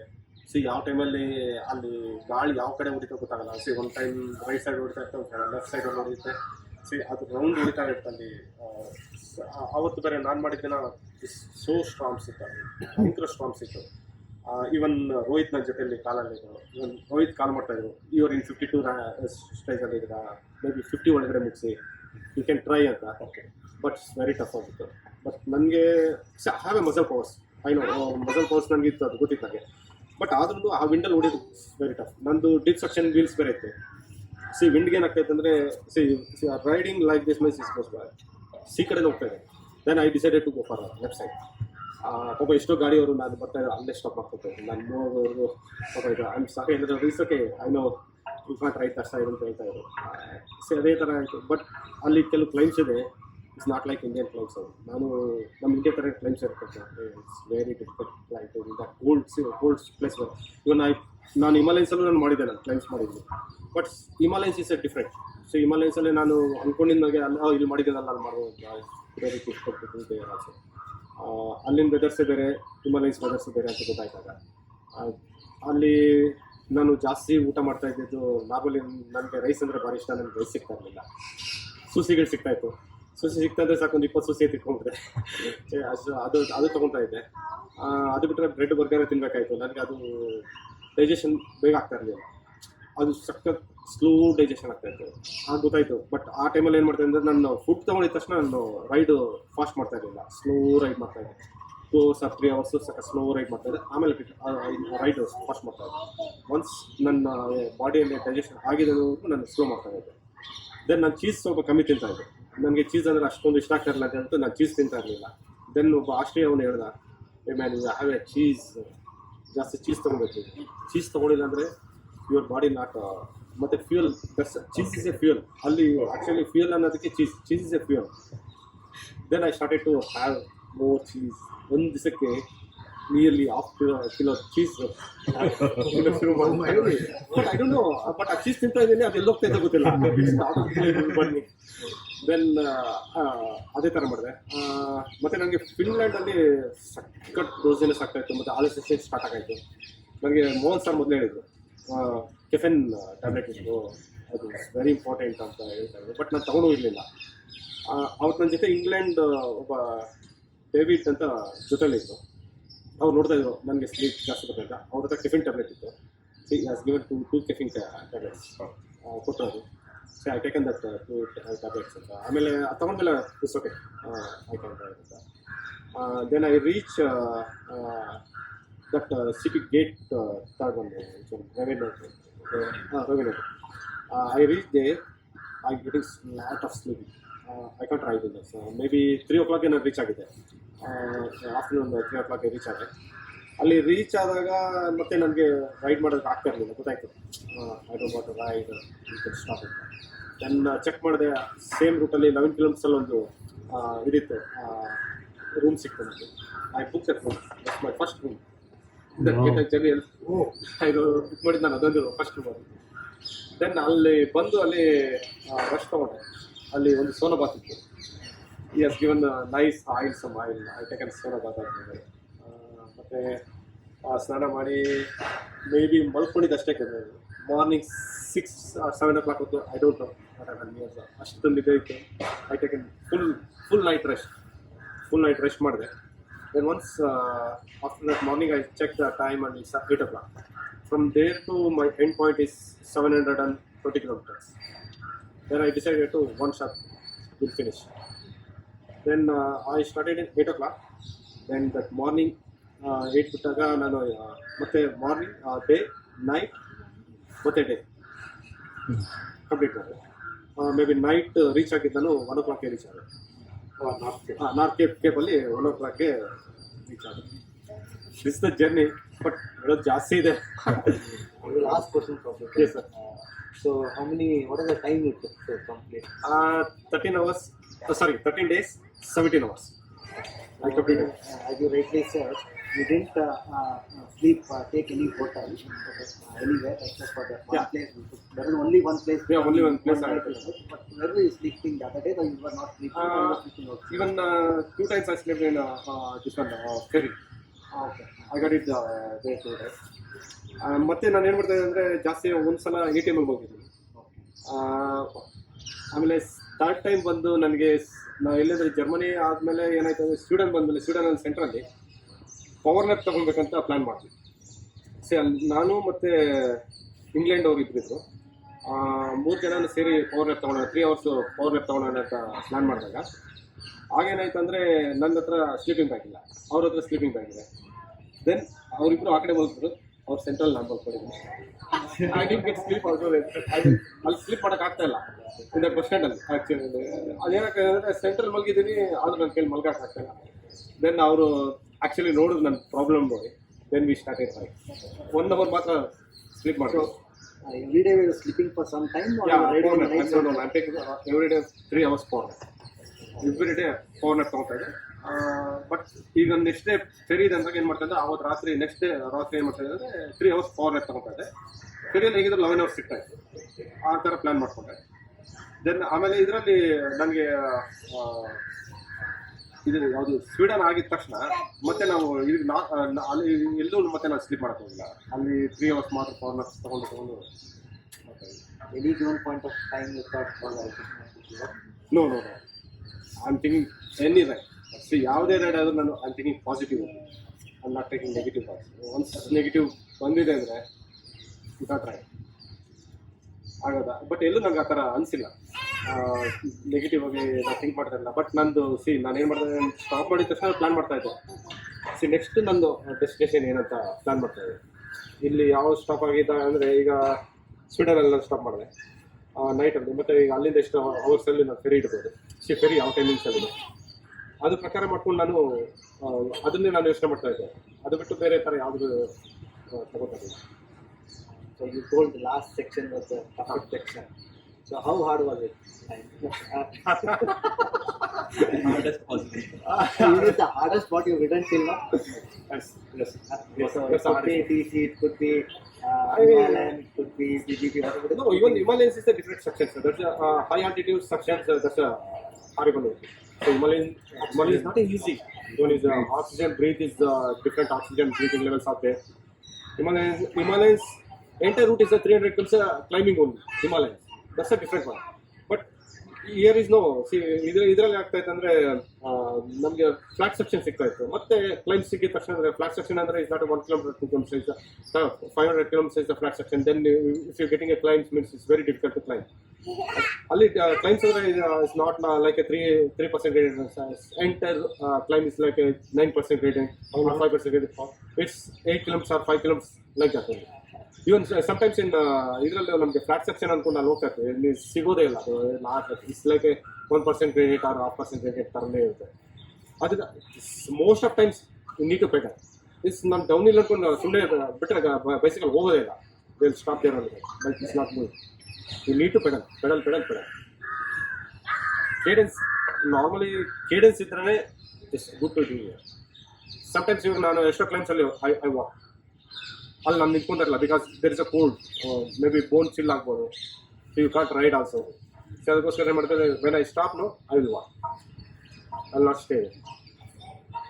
ಅದು ಮಾಡ್ತೀವಿ. Except for that one day where you didn't get food for 150 kilometers. Yeah, in that Germany. You were able to get food on the route and all. Even I practice like that only. Sometimes I done in BRMs also without food also. Without food I'm doing in BRMs also. Morning I have the food and that 8 hours I will not take the food, and even 1.5 liter water only I practice in that BRMs. ಅದು ಸಖತ್ help ಆಗುತ್ತೆ ನನಗೆ. ಅದಕ್ಕೋಸ್ಕರ even lot of BRMs ಅಲ್ಲಿ ನಾನು ಮಾಡಿದಾಗೆಲ್ಲ ನಾನು practically ಮಾಡ್ತೇನೆ. Even Jog ಮಾಡಿದೆ, ನಾನು ಜೋಗ್ ಮಾಡಿದಾಗ ಅದೇನೇ ಪ್ರಾಕ್ಟೀಸ್ ಮಾಡಿದೆ. ನಾನು ಜೋಗ್ ಮಾಡಿದಾಗ ಅರೌಂಡ್ ನಾನೇನು ಅನ್ಕೊಂಡಿದ್ದೆ ಅಂದರೆ ಅಲ್ಲಿ ತೊಗೊಂಡೋಗೋದು ವೆಯ್ಟು 5 to 6 kilos ತೊಗೊಂಡೋಗೋಣ ಅಂತ ಪ್ಲ್ಯಾನ್ ಮಾಡಿ ಜೋಗಲ್ಲಿ ಏನು ಮಾಡಿದೆ ಅಂದರೆ I plan for my bike 4 kilos ಅಂತ ಪ್ಲ್ಯಾನ್ ಮಾಡ್ಕೊಂಡು ಬೈಕಲ್ಲಿ 4 kilos ಇಟ್ಕೊಂಡಿದ್ದೆ. ಅದು ಅಲ್ಲೇ ವರ್ಕೌಟ್ ಆಗಲ್ಲ ಅಂತ ಗೊತ್ತಾಯ್ತಾಗ. ಸೊ ಯಾಕೆಂದರೆ ನಂದು ರೋಹಿತ್ ಹೇಳ್ದ ನನಗೆ, Rohit already is doing practice rides. ನಂದು 15 kg ಬಂದಿದ್ದೆ. ನಾನು ಇಲ್ಲ, ನಾನು ಅಷ್ಟು ಮಾಡಲ್ಲ, ನಾನು 14 kilos ಮಾಡ್ತೀನಿ ಬೈಕಲ್ಲಿ ಅಂತ ಹೇಳಿದೆ. ಬಟ್ ಆಯ್ತಾ ಸೇಮ್ ಥಿಂಗ್ ಒಂದು. ನನ್ನ ಬೈಕ್ ವೆಯ್ಟ್ ಬಂದು ಅರೌಂಡ್ 8 kg ಸಿಕ್ತು. ಟೋಟಲ್ ಮೈ ಬೈಕ್ ವೆಯ್ಟ್ ಬಂದು 18 to 19 kg ಆಯಿತು. ಅಲ್ಲಿ ಹೋಗ್ಬಿಟ್ಟು ಅದಕ್ಕೋಸ್ಕರ ಸ್ಟಾರ್ಟಿಂಗಲ್ಲಿ ಮಾಡಿದೆ I ride slow rides. Practice ಆದಂಗೆ ಆಗುತ್ತೆ ಅಲ್ಲಿ ಮಸಲ್ಸ್ ರಿಕವರಿನ ಆಗುತ್ತೆ ಮತ್ತು ಇಲ್ಲಾಂದರೆ ನಮಗೆ ಮಸಲ್ಸ್ ನಮ್ಗೆ ಗೊತ್ತಾಯ್ತು ಮಸಲ್ ಮತ್ತೆ ಎಲ್ಲ ಫುಲ್ ಆಯ್ತು ಅಂದರೆ ಮತ್ತೆ ಪ್ರಾಬ್ಲಮ್ ಆಗುತ್ತೆ ಅಂತೇಳಿ ಎಲ್ಲೂ ನಾನು ಅದನ್ನು ಮಿಸ್ಯೂಸ್ ಮಾಡ್ಕೊಂಡಿಲ್ಲ. So I ride with my plans. ಯಾವ ಥರ ಪ್ಲ್ಯಾನ್ ಮಾಡಿದ್ವಿ ಅದೇ ಥರ ಪ್ಲ್ಯಾನಲ್ಲೇ ರೈಡ್ ಮಾಡಿ. ಬಟ್ ಅಲ್ಲಲ್ಲಿ ಪ್ಲ್ಯಾನ್ ಚೇಂಜಸ್ ಮಾಡ್ಕೊಂಡು ಹೋಗ್ತಾನೆ ಆಯಿತು. ಬಿಕಾಸ್ ಯಾಕಂದರೆ ನಾನು ಸ್ಟಾರ್ಟಿಂಗಲ್ಲೇ ನಂದು ಸ್ವಲ್ಪ ವೇರಿಯೇಷನ್ ಆಯಿತು. ಸೊ ಯಾಕಂದರೆ 350 ಕಿಲೋಮೀಟರ್ಸ್ ನಾನು ರೈಡ್ ಮಾಡ್ಬೇಕು ಅಂದ್ಕೊಂಡಿದ್ದೆ. ಬಟ್ ಅದು ಮಾಡೋಕ್ಕಾಗಿಲ್ಲ ನನಗೆ. ಸ್ಟಾರ್ಟಿಂಗಲ್ಲಿ ಗೊತ್ತಾಯಿತು ಯಾಕಂದರೆ ಆಸ್ಟ್ರೇಲಿಯಾ ಕ್ಲೈಂಬ್ ಇತ್ತು. ಆಸ್ಟ್ರೇಲಿಯಾದಲ್ಲಿ ಕ್ಲೈಂಬ್ ಅದು 14 ಕಿಲೋಮೀಟರ್ಸ್ ಕ್ಲೈಂಬ್ ಅದು ಇಟ್ಸ್ ವೆರಿ ಟಫೆಸ್ಟ್ ಮಾಡೋದು. ಅದು ಬೇರೆ ನನಗೆ ಮಾರ್ನಿಂಗೇ ಸಿಗ್ತದೆ. ಮಾರ್ನಿಂಗ್ ಸಿಕ್ಕಿದ್ರೆ ಏನಾಯ್ತು ಅಂದರೆ ನನಗೆ ಕ್ಲೈಂಬ್ ಮಾಡೋದು ಸ್ವಲ್ಪ ಇದಾಯಿತು. ಬಟ್ ಸ್ಲೋಲಿ ಆಯ್ತು ಕ್ಲೈಂಬ್ ಮಾಡ್ಕೊಂಡು ಹೋಗೋದು. ದೆನ್ ಆಫ್ಟರ್ ದಟ್ ಜರ್ಮನಿ ಹೋದಾಗೆ ನನಗೆ ಅಲ್ಲಿ ಪ್ರಾಬ್ಲಮ್ ಆಯಿತು. ಬಟ್ 2 ಸಲ ವಾಟರ್ಗೋಸ್ಕರ ಅಲ್ಲಿ ಜರಿ ಬರ್ತಾಗ ರೈಲಿ ವಾಟರ್ನೇ ಯಾಕಂದ್ರೆ ದಟ್ ವಾಟರ್ ಆಲ್ಸೋ. ನನಗೆ ಫುಡ್ಡಲ್ಲಿ ಪ್ರಾಬ್ಲಮ್ ಅಷ್ಟಿಲ್ಲ. ಬಟ್ ನನಗೆ ಟೈಮ್ ಸರಿಯಾಗಿ ನಾನು ಫುಡ್ ತೊಗೊಳ್ತಾ ಇದ್ದೆ. ನನಗೆ ಸಿಗ್ತಾ ಇರಲಿಲ್ಲ, ಫುಡ್ ಸಿಗ್ತಾ ಇರಲಿಲ್ಲ. ಬಟ್ ಕ್ಯಾರಿ ಮಾಡಬೇಕಾಯ್ತು. ನಾನು ಸ್ಟಾರ್ಟಿಂಗಲ್ಲಿ ಕ್ಯಾರಿ ಮಾಡಿದ್ದೆ. ಆಮೇಲೆ ಗೊತ್ತಾಯಿತು ಕ್ಯಾರಿ ಮಾಡಬೇಕು food. Then I started to morning I buying breakfast, lunch, dinner on the bike. ಅಲ್ಲಿಂದ ಬೈಕ್ ನಾನು ಅದು ಸ್ಟಾರ್ಟ್ ಮಾಡ್ಕೊಂಡೆ. Then that's a fuel. ಅದು ತೊಗೊಂಡು ಆ ಥರ ಮಾಡಿ ಜೊತೆ ಏನು ಮಾಡ್ತೀವಿ. ಟೆಂಪ್ರೇಚರ್ ಎಷ್ಟು ರೈಟ್ ಟೆಂಪ್ರೇಚರ್ಸ್ ನನಗೆ ಇಟಲಿಯಲ್ಲಿ ಅಷ್ಟೊಂದೇನು ಅನಿಸಿಲ್ಲ. ಯಾಕಂದರೆ ಅಲ್ಲಿ ಫುಲ್ ಮಳೆಲ್ಲ ಹೋಗ್ಬಿಟ್ವಿ. ಅದು ಒನ್ ಡೇಲೇ ನಾವು ರೀಚ್ ಆದ್ವಿ.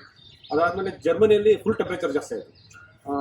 ಅಲ್ಲಿ ಎಷ್ಟಾಯ್ತು ಅಂದರೆ ಮೇ ಬಿ ನಮ್ಮ ಇಲ್ಲಿ ಸಮ್ಮರ್ ಯಾವ ಥರ ಇರುತ್ತೆ ಆ ಥರ ಆಯಿತು. ಬಟ್ ಅಲ್ಲಿ ಅದರಿಂದನೇ ಸ್ವಲ್ಪ ಬೇಗ ನಮಗೆ ಡಿಹೈಡ್ರೇಷನ್ ಆಗ್ತಾಯಿತ್ತು ಅಂತ. ಸೊ ಅದರಿಂದ ವಾಟರ್ ಅದೇ ಟೈಮಲ್ಲಿ ನನಗೆ ವಾಟರ್ ಸಿಗಲ್ಲ. ದಟ್ಸ್ ಪ್ರಾಬ್ಲಮ್ ಆಯ್ತದೆ. ವಾಟರ್ಗಿಂತ ಫುಡ್ ಜಾಸ್ತಿ ನನಗೆ ಅಲ್ಲಿ ಸಿಗ್ತಾ ಇರಲಿಲ್ಲ. ಫುಡ್ ಸಿಕ್ಕಿಲ್ಲ. ಅದರಿಂದ ಅಲ್ಲಿ ಒಂದು ಇಂಡಿಯನ್ ರೆಸ್ಟೋರೆಂಟ್ ಕಾಣಿಸ್ತು ಜರ್ಮನಿಯಲ್ಲಿ. ಪರವಾಗಿಲ್ಲ, ಹೊರಗಡೆ ಹೋದ್ರೆ ಇನ್ನೇತ ನಾನು ಖುಷಿ ಆಯಿತು. ಇಂಡಿಯನ್ ರೆಸ್ಟೋರೆಂಟ್ ಇದೆ ಅಲ್ಲಿ ಹೋಗೋಣ. ಅಲ್ಲಿ ಹೋದ್ರೆ ಅವತ್ತು ಆ್ಯಕ್ಚುಲಿ ಸಂಡೇ ಕ್ಲೋಸ್ ಆಗಿತ್ತು. ಅವ್ನು ಕ್ಲೋಸ್ ಮಾಡ್ಕೊಂಡು ಬರ್ಲಿನ ಹೋಗ್ತಿದ್ದ. ನಾನು ಕಾಲ್ ಮಾಡಿದೆ ಅವನಿಗೆ. ಮತ್ತು ಅಲ್ಲೇನೋ ಪಕ್ಕದಲ್ಲಿ ಇದ್ರೆ ಬರ್ತಾ ಇದ್ದೆ. ಅಲ್ಲೋ ಬರ್ಲಿನಲ್ಲಿ ಇದ್ದೀನಿ, ಪಕ್ಕದಲ್ಲೇ ಇದ್ರೆ ಬರ್ತಾ ಇದೆ ಅಂತ ಹೇಳಿ. ಅಲ್ಲಿ ಸ್ವಲ್ಪ ಟೆಂಪ್ರೇಚರ್ ಇದಾಯಿತು. ಅದ್ರ ಬಿಟ್ಟರೆ ಆಮೇಲೆ ಹೋಗ್ತಾ ಕೋಲ್ಡ್ ಜಾಸ್ತಿ ಆಯಿತು. ನೈಟಲ್ಲಿ ಅರೌಂಡ್ ಸಮ್ ಪ್ಲೇಸಲ್ಲಿ ನನಗೆ it's comes around 9 degrees also ಬಂದಿತ್ತು. 9 ಡಿಗ್ರೀಸ್ 8 ಡಿಗ್ರೀಸ್ ಸೇಮ್ ಆ ರೇಂಜಲ್ಲೇ ಇತ್ತು. ಅಷ್ಟ್ಬಿಟ್ರೆ ಅದಕ್ಕಿಂತ ಕೋಲ್ಡ್ ಏನು ಜಾಸ್ತಿ ಏನು ಅನಿಸಿಲ್ಲ. ಬಟ್ ಇಟ್ಸ್ ಚಿಲ್ಲಿಂಗ್ ಕೋಲ್ಡ್ ಅಲ್ಲಿ. ಯಾಕಂದರೆ ಅದು ವಿಂಡ್ ಹೊಡಿತಾ ಇತ್ತು. ಆ ವಿಂಡಿಂದ ಏನಾಗ್ತಾ ಇತ್ತು ಅಂದರೆ ಬಾಡಿ ಬೇಗ ಚಿಲ್ ಆಗ್ತಾ ಇತ್ತು. ನೈಟ್ ಹೋಟೆಲ್ ಎಲ್ಲಿ ರೆಸ್ಟ್? ನಾನು ATM ರೆಸ್ಟ್ ಮಾಡಿದ್ದೆ. ATMs ಅಂದರೆ ರೆಸ್ಟ್ ಮಾಡ್ತಾ ಇದ್ದೆ. ಅದು ಬಿಟ್ಟರೆ ನಾನು ಒಂದು ಹತ್ರ ಬಾರಲ್ಲಿ ರೆಸ್ಟ್ ತೊಗೊಂಡಿದ್ದೆ. ಪೆಟ್ರೋಲ್ ಬಂಕ್ಸ್ ಇರ್ತಾ ಇತ್ತು. ಪೆಟ್ರೋಲ್ ಬಂಕ್ಸಲ್ಲಿ ರೆಸ್ಟ್ ತೊಗೊಂಡಿದ್ದೆ. 2 ಸಲ ಫೆರಿಯಲ್ಲಿ ರೆಸ್ಟ್ ತೊಗೊಂಡಿದ್ದೆ. ಒಂದೇ ಒಂದು ಸಲ ರೂಮ್ ಮಾಡಿದ್ದೆ. ಮೆಕ್ಯಾನಿಕಲ್ ಇಶ್ಯೂಸ್ ಏನು? ಮೆಕ್ಯಾನಿಕಲ್ ಇಶ್ಯೂ ಏನು ಬಂದಿಲ್ಲ ನನಗೆ. ಒಂದು ಇದು ಪಂಚರ್ ಮಾತ್ರ 3 ಸಲ ಆಯಿತು.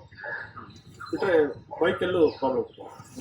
ಮೆಕ್ಯಾನಿಕಲ್ ಇಶ್ಯೂ ಬೈಕ್ ಇಲ್ಲಿಂದ ಹೋದಾಗೆಲ್ಲ ನಾನು ಟೋಟಲಿ ಬೈಕಲ್ಲಿ ಕೆಸೆಟ್ಟು, ಚೈನು ಮತ್ತು ನಂದು ಕ್ರ್ಯಾಂಕ್ ಸ್ವಲ್ಪ ಹೇಗಿದ್ರು ಆಗಿ ಬಂದಿತ್ತು. ದೆನ್ ಎಂಟೈರ್ ಗುಡ್ಸ್ ಚೇಂಜ್ ಮಾಡ್ಕೊಂಡು ಹೋಗಿದ್ದೆ. ಅದರಿಂದ ಮೆಕ್ಯಾನಿಕಲ್ ಇಶ್ಯೂ ಏನು ಬಂದಿಲ್ಲ. Training part, you did a lot for training. So what do you consider your biggest advantage? Istu ಮಾಡಿದೆ. But one thing, biggest advantage ನಿಮ್ಗೆ ಏನು training part that helped in your NCG? Sir, training part ಬಂದಾಗ ಅಂದರೆ ನಾನು ಜಾಸ್ತಿ ಏನು ಮಾಡ್ತಾ ಇದ್ದೆ, ನನ್ನ ಏರಿಯಾದಲ್ಲಿ ಕ್ಲೈಮ್ಸ್ ಜಾಸ್ತಿ ಇರ್ತಾ ಇತ್ತು. ಸೊ ಅಲ್ಲಿ ನಾನು ಕ್ಲೈಮ್ಸ್ ಮಾಡ್ತಾ ಇದ್ದೆ. ನಾನು ಲಾಸ್ಟ್ ಇಯರ್ ನಾನು 200 ರೈಡ್ಸ್ ಮಾಡಿದೆ.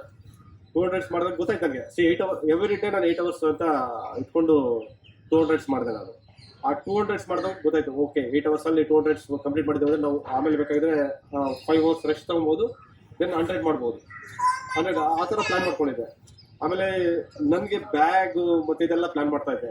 ಆಗ ನಾನು ಗ್ಯಾಪ್ನ ಓದಿದ್ರೆ ನಮ್ಮ ಅಡಂಕಿ ಸರ್, ಡೈರೆಕ್ಟ್ ಅಡಂಕಿ ಸರ್, ನನಗೆ ಏನೇ ಬೇಕಾದರೂ ಅಲ್ಲಿ ಕಾಲ್ ಅಡಂಕಿ ಸರ್ ಎಲ್ಲಿ ಸಿಗುತ್ತೆ, ಅವ್ರು ನನಗೆ ಹೆಲ್ಪ್ ಮಾಡ್ತಾಯಿದ್ರು. ಆಮೇಲೆ ಸಪ್ಲಿಮೆಂಟ್ಸ್, ಹೌದು ಸಪ್ಲಿಮೆಂಟ್ಸ್ ಬಗ್ಗೆ ಹೇಳಿಲ್ಲ. ನಾನು ಸಪ್ಲಿಮೆಂಟ್ಸಲ್ಲಿ 2 ಥರ ತೊಗೊಂಡೋಗಿದ್ದೆ. ಸಲ ಯೂನಿಟ್ ತೊಗೊಂಡೋಗಿದ್ದೆ. ಆಮೇಲೆ ಸ್ಕ್ರಾಚ್ ಲ್ಯಾಬ್ ಸತೀಶ್ ಅಡಂಕಿ ಸರ್ ಕೇಳಿದೆ ನಾನು. ಸ್ಕ್ರಾಚ್ ಲ್ಯಾಬ್ ಅಂತ ಅದು US ಇಂದ ತರಿಸಿದ್ದಾನೆ. ಓಕೆ, ಅದನ್ನು 2 ನಾನು ಅಲ್ಲಿ ಪ್ಲ್ಯಾನ್ ಮಾಡ್ಕೊಂಡೆ. ಸ್ಟಾರ್ಟಿಂಗಲ್ಲಿ ನಾನು ಇನೋವೇಟ್ ತೊಗೊಂಡೆ. ಸ್ಕ್ರಾಚ್ ಲ್ಯಾಬ್ ನನ್ನ ಹತ್ರ ಡ್ರಿಂಕ್ಸ್ ಮಿಕ್ಸ್ ಮಾತ್ರ ಇತ್ತು. ಅದು ಬ್ಯೂಟಿಫುಲ್, ಅದನ್ನು ಚೆನ್ನಾಗಿತ್ತು. ಅದು ಸಮ್ ಟೈಮ್ ಎಲ್ಲ ನನಗೆ ಫ್ಯೂಲ್ ಅಂದರೆ ಅದೇ ಆಗ್ತಾ ಇತ್ತು. ಬಟ್ 13 ಜನಕ್ಕೆ ಅವ್ರು ಹೊಸ how will you carry so much of stock on you? That's why my bike weight increase. ನನ್ನ ಹತ್ರ ಇದ್ದಿದ್ದು ಟೂ ಜರ್ಸಿ ನಾನು ಶಾರ್ಟ್ಸ್ ಬಿಗ್ ಶಾರ್ಟ್ಸು 4 ಇಟ್ಕೊಂಡಿದ್ದೆ, 3 ಜರ್ಸೀಸ್ ಇಟ್ಕೊಂಡಿದ್ದೆ, ಮತ್ತು ಇನ್ನರ್ ವೇರ್ಸ್ ಐ ಮೀನ್ ನಮ್ಮದು ಇದು ವಾರ್ಮರ್ಸ್ ಏನಿದೆ ಅದು ಟೋಟಲಿ ತೊಗೊಂಡಿದ್ದೆ. ಯಾಕೆ ಅದು ಬೇಕಾದ್ರೆ ವಾರ್ಮರ್ಸ್ ವೆರಿ ಇಂಪಾರ್ಟೆಂಟ್. ಸ್ವೀಡನಲ್ಲಿ ಚಳಿ ಸ್ಟಾರ್ಟ್ ಆಯಿತು, ಅಲ್ಲಿಂದ ಟೋಟಲಿ ಎಂಟೈರ್ ರೂಟ್ ನಮಗೆ ಅಲ್ಲಿಂದ ಹಾಫ್ ಆಫ್ ದ ವೇ ಇಂದ ನಮಗೆ ಕೋಲ್ಡ್ ಜಾಸ್ತಿ ಆಗುತ್ತೆ.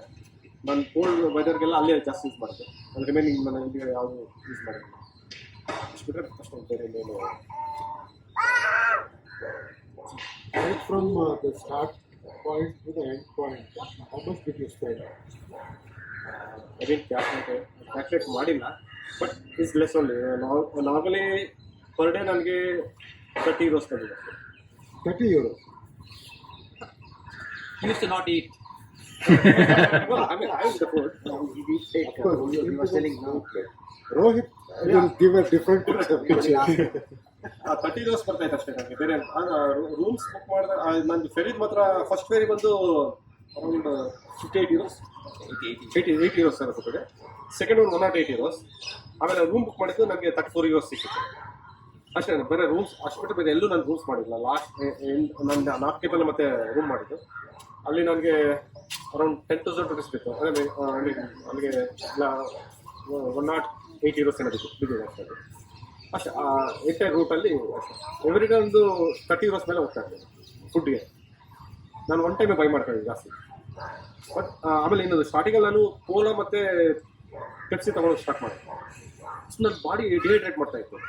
I don't know, see how the foreigners are taking. ಅವ್ರಿಗೆ see the body as like ಅವ್ರಿಗೆ ನಂದೇನಾದ್ರೆ ಜಾಸ್ತಿ ವಾಟ್ರಲ್ಲಿ ನೀರು ತೊಗೊಳೋದ್ರಿಂದ ನನಗೆ ನೀರಲ್ಲಿ ಜಾಸ್ತಿ ಇದಾಗ್ತಾಯಿತ್ತು. 3-4 days ನಾನು ಕಂಟಿನ್ಯೂಸ್ ಆಗಿ ನಾನು ಕೋಕ್ ಕುಡಿಯೋದು ಶುರು ಮಾಡಿದೆ. So my body will be dehydrated. Then I stopped the coke. I didn't take a coke after. Then I take only water, my supplements. So ಆಮೇಲೆ daily morning, afternoon and evening 3 capsules of salt capsules ತಗೊಂಡಿದ್ದೆ. ನೈಟಲ್ಲಿ ನಾನು recovery mix ಇಟ್ಕೊಂಡಿದ್ದೆ. Recovery that unit pockets, that caffeine pockets ಅಲ್ಲೇ ತಗೊಂಡಿದ್ದೆ, pouches ತಗೊಂಡಿದ್ದೆ. Morning ಒಂದು, ಮಧ್ಯಾಹ್ನ ಒಂದು, ನೈಟ್ ಒಂದು. Oh, I've taken it. 3 times. Yeah, 3 times. It's very, that's the recovery. That automatically body will be recovering. ಅದು ತಗೊಳ್ತಾ ಇದೆ. ಐ ಪ್ಲ್ಯಾನ್ ದಟ್ ಅದೇ ಥರ ಸಪ್ಲಿಮೆಂಟ್ಸ್ ಪ್ಲ್ಯಾನ್ ಮಾಡಿದೆ. ಆ್ಯಸ್ ಪರ್ ನಂದೇನು ಪ್ರಕಾರ ಆಯಿತು ಸಪ್ಲಿಮೆಂಟ್ಸ್, ಅದೇ ಥರನೇ ಸಪ್ಲಿಮೆಂಟ್ಸ್ ತಗೊಂಡೆ. ವಿ ಪ್ಲ್ಯಾನ್ ನಾನು ಮತ್ತು ನನ್ನ ಆ್ಯಕ್ಚುಲಿ ಲಾಸ್ಟ್ ಟೈಮ್ ನಾನು ಕ್ರೂ ಮಾಡಿದಾಗೆಲ್ಲ ಅವ್ರಿಗೆ ನನಗಿಂತ ನನ್ನ ಕ್ರೂ ಮೆಂಬರ್ಸ್ಗೆ ಚೆನ್ನಾಗಿ ಗೊತ್ತಿದೆ ನಾನು ಯಾವ ಟೈಮಲ್ಲಿ ಏನು ತೊಗೊಂಡು. ಅವ್ರ ಹತ್ರ ಎಲ್ಲ ತೊಗೊಂಡೆ, ಡೀಟೇಲ್ಸ್ ತೊಗೊಂಡೆ. ನಾನು ಮೋಹನ್ ಸರ್ಗೆ ಕಾಲ್ ಮಾಡಿದೆ, ಆಮೇಲೆ ಹೇಳಿದ್ರು. ಯಾಕಂದರೆ ಕಬೀರ್ ಜೊತೆ 12 days ಇದ್ರು. ನೋ ವೆರಿ ವೆಲ್ ಎಕ್ಸ್ಪೀರಿಯನ್ಸ್ ಆಯಿತು. ಸರ್ ಕೇಳಿದೆ ಯಾವ ಥರ ಸರ್ ನೈಟಲ್ಲಿ ಯಾವ ಥರ ಸರ್, ಆಮೇಲೆ ಸಜೆಸ್ಟ್ ಮಾಡಿದ್ರು ಇದು ಸಾರಿ ಕೆಫಿನ್ ಟ್ಯಾಬ್ಲೆಟ್ಸ್ ತೊಗೊಂಡೋಗ್ಬೇಕು ಹೇಳಿದ್ರು. ಬಟ್ ನಾನು ಅಲ್ಲಿ ಮಿಸ್ ಮಾಡಿದೆ. ಆಮೇಲೆ ಅಲ್ಲಿ ತೆಗೆದಿಟ್ಕೊಂಡಿದ್ದೆ, ಎಮರ್ಜೆನ್ಸಿ ಅಂತ ತೆಗೆದಿಟ್ಕೊಂಡೆ. ಐ ಓನ್ಲಿ ನಾನು ಒನ್ ಟೈಮ್ ಮಾತ್ರ ತೊಗೊಂಡಿದ್ದೆ, ಅದು ನನಗೆ UK ಗೊತ್ತಿದ್ದೆ. ಬಟ್ ಆದರೂ ನಾನು ತೊಗೊಂಡೆ ಅದಕ್ಕೆ ಇರಲಿ ಅಂತ, ಇನ್ ಕೇಸ್ ಮುಂದೆ ಏನಾದ್ರು ಆಗ್ಬೋದಾ ಅಂತ. ಬಟ್ ಎಲ್ಲೂ ಆ ಥರ ಅನಿಸಿಲ್ಲ. ಆಮೇಲೆ ನನಗೆ ಒನ್ ಟೈಮ್ ಆಲಸ್ಯೇಷನ್ ಆಗಿತ್ತು. ಯಾವ ಥರ ಆಗಿತ್ತು ಅಂದರೆ, there is a letter box, oh someone is sitting there. There is a sign board, oh someone is standing there. Then I saw, oh, I'm getting hallucination now. Then I stopped my ride. Then I slept for 3 hours. Then I recovered my body. Then I started. But you get certain places where you can rest. Yeah. In the road, we'll get some bus stops, then fuel station, or sometimes we'll get in 5 kilometers away from that road also. Oh, I'm going that side and stay there. You use Google Map and check Yeah. the nearest place. You have to go off-road and come. Yeah. But entire route ನನಗೆ problem ಕೊಟ್ಟಿದ್ದು by walk. Voice given lot of times problem. It's automatically reset ಆಗ್ತಾ ಇತ್ತು. Then sometimes you'll switch off also. Then I start that one. I'll check my route. I stop there for 5 minutes. Sometimes in half an hour also. you had loaded the full route or parts? No, there's a part of that. They have given 9 stages. That I'm doing that. Then I started my watch. My watch is entire route. One route ಆಗ್ತಿದೆ. Sometimes I'm seeing my watch and ಒಂದ್ಸಲ ಆಗಿತ್ತದು. Some small roads, narrow roads ಇರ್ತಲ್ಲಿ ಅದು ಹೋಗ್ತಾ ಇರ್ತೀವಿ. Suddenly you'll take a ride. But then I went on stride. 5 kilometers ಹೋಗ್ತಿದ್ದೆ.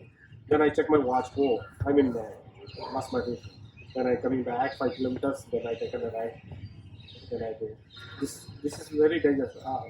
ನಾನು ಹೇಳ್ತಿರೋದ್ರೆ anyone is doing endurance rides in long rides ಅಂದ್ರೆ better use it in 2 devices, but not in the same devices. Different rides.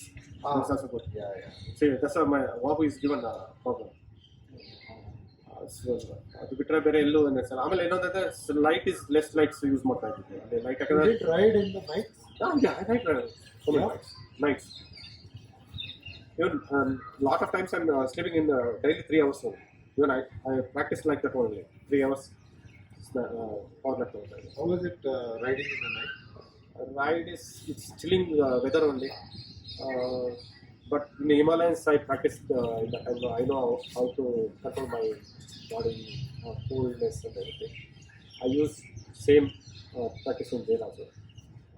It's okay. Sometimes I'm stopping the bicycle stop ಮಾಡಿ ತಕ್ಷಣ ನಾನು ಮಾಡ್ತೇನೆ. I'm taking warm up my body. Once I start my one is also I'm doing warm up and after I'm starting the bike. ಇಲ್ಲಾಂದ್ರೆ ಏನಾಗುತ್ತೆ ಅಂದರೆ the whole day this muscles no you get a stiffness, you can't ride also.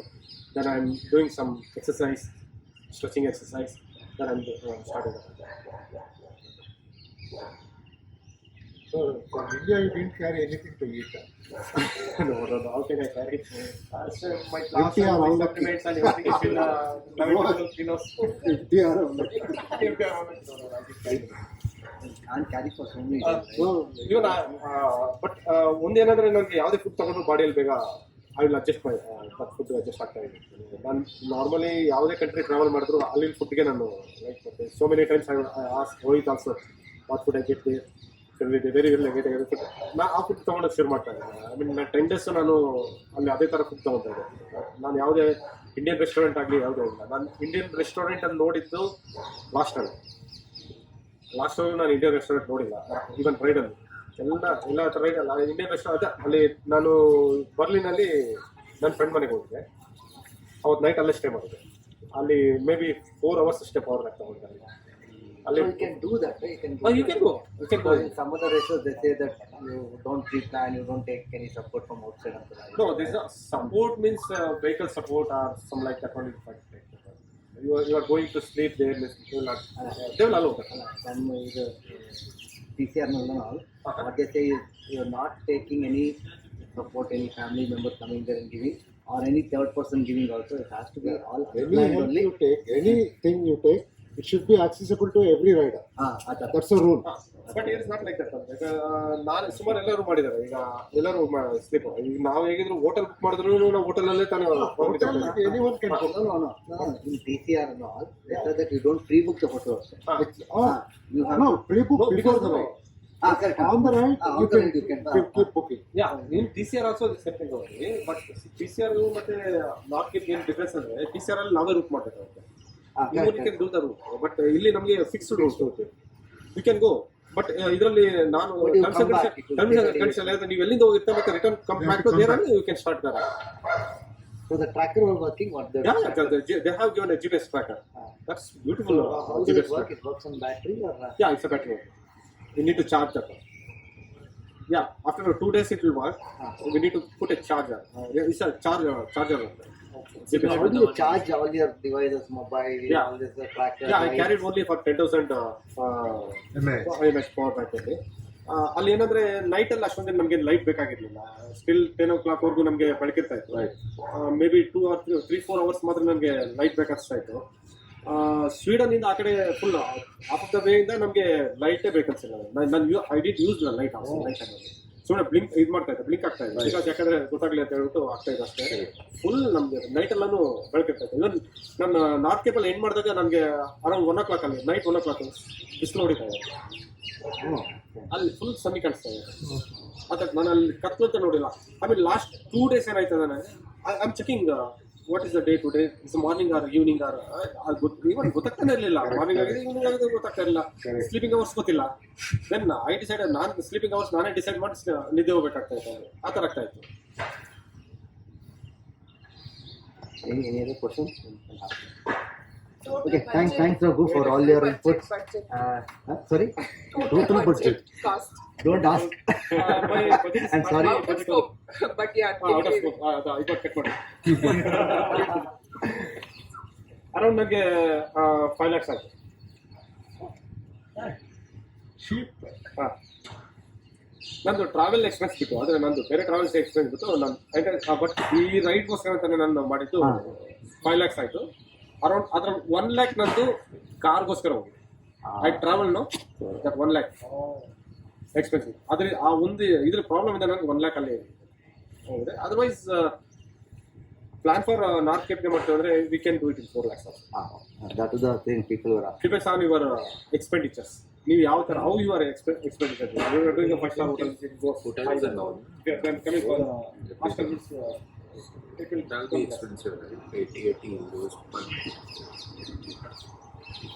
Thanks. Thank you. Thank you. First things first, Bangalore. We'll have more people. People So are next reach is out to you also. race around Austria. and no PPP. PPP. Not the PPP. Some people have a question, what next? Okay. Really? First ರಾಕ ಮಾಡ್ತೀನಿ. Good. Okay. Super. ಮತ್ತೆ ಇದು reserve ಮಾಡಬೇಕು ಅಂತ ಗಾಡಿ reserve ಮಾಡೋಣ. That's all. Not even reserve is not easy also. It's continues is doing. ನನಗೆ ಗೊತ್ತದ ಯಾವ ಥರ ಅದು ಮಾಡಬೇಕು. 2 ಬೆಟ್ಟ ಇಟ್ಟಿದ್ದಾರೆ. But I plan for TCR plan ಇದೆ. ಬಟ್ ನೆಕ್ಸ್ಟ್ ಇಯರ್ ಅಂತೂ ಆಗಲ್ಲ. TCR ಮಾಡಿದ್ರೆ PPP ಮಾಡೋಕ್ಕಾಗಲ್ಲ. PPP ಇಸ್ 4 years once ನಾವು ಅದಕ್ಕೋಸ್ಕರ PPP ಮಾಡೋದಂತ ನೋಡೋಣ. ಆದರೆ ಪ್ಲಾನ್ ಮಾಡಿದ್ದೀನಿ ಆಸ್ಟ್ರೇಲಿಯಾದಲ್ಲಿ 600 ರನ್ ಮಾಡೋಣ ಅಂತ ಐ ಪ್ಲಾನ್. ಅದಕ್ಕೆ ನನ್ನ ಕ್ರೂ ಆಲ್ಸೋ ರೆಡಿ ಆಗ್ತಾ ಇದ್ದಾರೆ. Oh, that's a supported. Yeah, that's supported. It's both is there. Self-supported and supported both ಇದೆ. I plan for race around Austria. There's a 600 and 1200 ಇದೆ. Maybe 2200. Race around Austria. There's a 600 ಇದೆ ಮತ್ತೆ 2200 ಇದೆ. Maybe ಹೇಗಿದ್ರು ಎರಡು ಸಿಗುತ್ತಲ್ಲ. Seniors and race around Austria. It's a round, no? It's something Seniors done that. ಅದು ಮಾಡಬೇಕಂತ plan. Thank you. Wishing you all the best for it. Thank you. It's inspiring us. We'll meet on December 17th. Please book and don't miss photo. Bangalore Randonneurs get today. Okay. We'll have Rohit here now. Rohit, you can now start. I would suggest we can say which are the countries you passed through, how many kilometers each country, and what it is. So NorthCape is, I think this edition's route went through Italy, Germany, and Austria, a very small portion of Austria and Czech Republic, and then Sweden, Finland, and Norway. So I think roughly 7 countries. Yeah, 6 7 countries is what they say, countries. but it's actually 8 countries because you also cross through Czech and Austria in a very small portion. So overall, this edition had 3,800 kilometers, including 2 ferry crossings, which is quite, I don't know, overnight ferry crossings. And Ferry cross distance is not part of the trip. no, it's not part of it. If you include the ferry distance, then it is, I think, 4,400 or 4,200 kilometers overall. So, and anything else specific for this edition? I think that's it. Yeah. So, and then we had overall 330 registrations, and 300. Yeah, this is the highest because this is merged with all the previous COVID participants and now the current participants. So yeah, there were 330 registrations. Flag off was at around 300, and 180 or something completed. 184 is completed. Yeah. Oh, really? Yeah, 184 is completed. 1/3. Yeah. 2/3. A little more than half. Yeah, little more than half. Yeah. So yeah, so this is about North Cape. So they also have a very nice website. Please go check it out if you have any more doubts. So for me, North Cape personally started in 2019. So after our PVP and then back to back Isan, and after Isan, I wanted to continue. How did you find the plan? I was going through some videos on YouTube. I mean, I was in the beginning. I was doing this a lot. I was randomly just checking a lot of cycling videos, what you can do, where you can go, and then somehow this trailer of North Cape just popped up, and I just saw the whole video with no expectations. I was like, "Ah, very nice, very fancy. Oh wow, so nice." And then at the end, I saw the credits, and then I saw Mehul's name in it, and I was like, "Wow!" So immediately I contacted Mehul. I spoke to him for a couple of hours, and then he explained me how he went through it, and then I was surprised that he was in our BR group also. So that's how I got his number. So thanks to our BR community for that. So once I spoke to Mehul, I had a lot of information about how this ride goes and stuff. So it put in the thought that I can also do it or I should do it, and that's how it started for me. And this happened in 2019, right after we registered for Isan, and then but I was still not sure if I will do this. But then after Isan, I think once we completed Isan, the confidence was also high, and then we had done so many back-to-back rides, so I was like, we should do this. And it was also tentative because it was very expensive, so I was looking for some support, and if there is a support, then I would definitely do it. So then I registered, and COVID hit. So we all know that, and in a way, I've been cursing COVID times because a lot of events was cancelled. But for NorthCape especially, it gave me 2 more years to practice more. So my practice started back then. I think Isan was like a practice ride for NorthCape, and then after that, I did a lot more practice rides. Once lockdown opened up, thanks to my turtles, they helped a lot, joining me in all my crazy adventures. They supported me in my bikepacking adventure. So apart from our BRMs, we also used to do a lot of bikepacking, just to get the feeler, just to see if I can do the 300 per day or not. Because I saw then Raghu Reddy also registered. I think he registered in 2020 and so for 2021 he registered. So when I got to know he was also riding, then I also spoke to him, and I saw his Strava. He was riding 200 for like 10 days, all the way from Bangalore to Kanyakumari and back and stuff. So that kept me also motivated. So then I also started planning some rides. So we did a lot of such short rides, 3 days, 4 days rides, which has at least a major climb and a lot of distance. And I used to make sure that we don't come back by bus or train, but we ride back also. But it was very difficult. In the beginning, it was so difficult that you go reach a destination, then you're done. Now you want to go back on in the bus. So my final preparation was just a month before the event, and this was 1,000 kilometers that I planned. Tour of Karnataka was announced, and I saw the route. It was very interesting, so I thought I should do this, maybe as a Ricky for them. So I took that route, but I also rode from Bangalore to Chikmagalur, and the last leg where you return to Bangalore also was additional. So that was another 500 kilometers. So 500 plus the route 500 was 1,000. I thought I should do this in at least 3 or 4 days. So this is the training part, and then in between we had GeoH, we had jogs. So all of these were like bonus trainings that helps the endurance, in for this long rides. In terms of equipment, this was, I think, the most expensive part. I was very sure that I didn't want to do this ride on my older Specialized bike because it was aluminum frame and it had not so great grip sets. So I was saving up a lot of money for NorthCape. When COVID hit, I didn't know what to do, and was frustrated to a point where I had to do something to keep my motivation up. So, and then I think there were a lot of bike shortages, but somehow RR Cycles had one order cancellation somewhere, and then I got the opportunity and I picked it up. So I got my Trek Domane from the NorthCape mine. And that was not enough, by the way. I had to still invest on a lot of gear. I had to buy a lot of bags because I had all worn out stuff, and nothing would actually help me carry the luggage worth 22 days. So in the beginning, I had no clue, so I had no plan. So I was only considering the whole ride as 22 days. So I had to plan everything for 22 days entirely. So the equipment was one, and then hydration. I think thanks to Raghu and Satish through Raghu. So when I met him, we had a small chat with over coffee, and he mentioned that hydration is very important and it helps you recover fast. And then I was always wondering how you can do back-to-back rides because your muscles get sore and then it weakens over time. So he suggested, and he even gave me some samples of the hydration mix and also the recovery mix.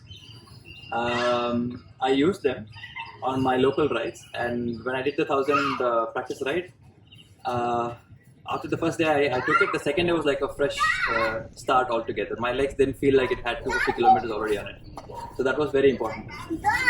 So then I realized I have to buy a lot of these recovery mix, which will keep me through the complete 20 days of ride. And also thanks to my turtles again, because they sponsored a pack of recovery and drink mix from Uniware. So that helped a lot for me in general. During the ride, I think there were a lot of learnings for me. Somewhere near Berlin, I think we had a common friend, Alexander, and we were in a place. I had just met Raghu. Raghu was riding without food and water. He had, that was the 150 kilometers that he was talking about. And at the end of that 150 kilometers, I met him, and we both were actually literally knocking on people's doors for water. And then we found some nice farmer who gave us a refill, and then he gave us cucumber and a lot of things. So on that day, we found a restaurant and we were just chatting. And this guy from he is actually Polish, but he's living in Germany. So this guy suggested that if you have pain in your IT band, it's a lack of magnesium, and you need to take magnesium supplements. And I had no clue. Yeah, any muscle soreness in general, you need to have magnesium and zinc. So far, I had no idea. I had never thought about supplements in this level that you can actually recover during a ride like this. And I think that is what even Unibet does. If you look at the ingredients. So, but this is instantaneous. So what I did is I took his advice. I think he also took his advice. Yeah. And in Berlin, we were reaching Berlin that day. And once I reached Berlin, the next day I did not start early. I went into. I waited for a pharmacy shop to open. And zinc and so you get these I don't know, you can just chew or swallow. It's like a multivitamin. Yeah, it's like powder. So multivitamin capsule. Yeah, but I never knew that it could be used normally like this during the ride also. I was not aware of this. So I just bought a packet of these. You can dissolve it in water or you can just eat it orally. And I just tried it once. It was sweet orange flavor. It was just normal. It was like your any other glucose. But that's only for one day one capsule. Yeah. That's your first capsule. That one is there. Yeah, that's a magnesium. The lady warned me. She said just one in a day. Don't take more because you feel good. So then I tried that day, and then through the day as I'm riding, all my soreness disappeared. And that was like a huge relief. Then it starts. You are mentally boosted that you're starting the ride from scratch, and that is like amazing. The feeling is refreshed. You're completely refreshed, and you're starting the ride new after 1,000 kilometers. And what else do you need? So that and the Univet recovery mix helped me a lot in keeping the momentum going. So every day it was not like my speed was reducing. I could still maintain the same speed day on day. I knew the jet lag will affect in a very bad way because this happened to me in PBP. Even though I was already there a week ahead in advance, it still did not help. So this time I planned in such a way that I was there 2 weeks in advance. And I know it was, all these things adds up to the cost finally. So that's why I was thinking when he said 4 lakhs, it is very subjective to how you prepare, how you spend and how you plan. And for me, jet lag was very important. And if I'm sleepy throughout the ride, then there's no point. Or I have to make sure that I ride till 11 o'clock because sun sets at 11 o'clock, and I have to make most use of the daylight. That was my only plan. So I had to make sure that the sleep timings are changed, because if your sleep timing here is 10 o'clock, then over there you will sleep probably at 5:30. So from 5:30 to 11 is 6.5 hours that you need to, no, 5.5 hours that you need to adjust to. It was very important. So I went there 2 weeks in advance. Sleep cycles had to change, and then I had to get adjusted to the bread and the sausages and all the cold food that you get over there and the supermarket food. So the entire 2 weeks I did not eat anything Indian, did not cook anything, did not go to an Indian restaurant. I was only focusing on eating the pretzels and the butter and bread mixtures and whatever you get over there. So that helped me a lot, because when the ride started, I had no digestion problems. I had the problems the first 3 days. So I got over it. So then after that, it was pretty straightforward. And in those 2 weeks, I did a lot of small rides, and these rides were very intense because it's not flat. The place where I was staying is Stuttgart in Germany. It's very hilly, and if I go just for 50 kilometers, then I would get easily 500 to 600 elevation, and that is the flattest section. So and there are gradients up to 20% in these sections, and it's made for cycling. So that was very nice for me. So doing this section every day was very much beneficial. At least kept the engine running inside me.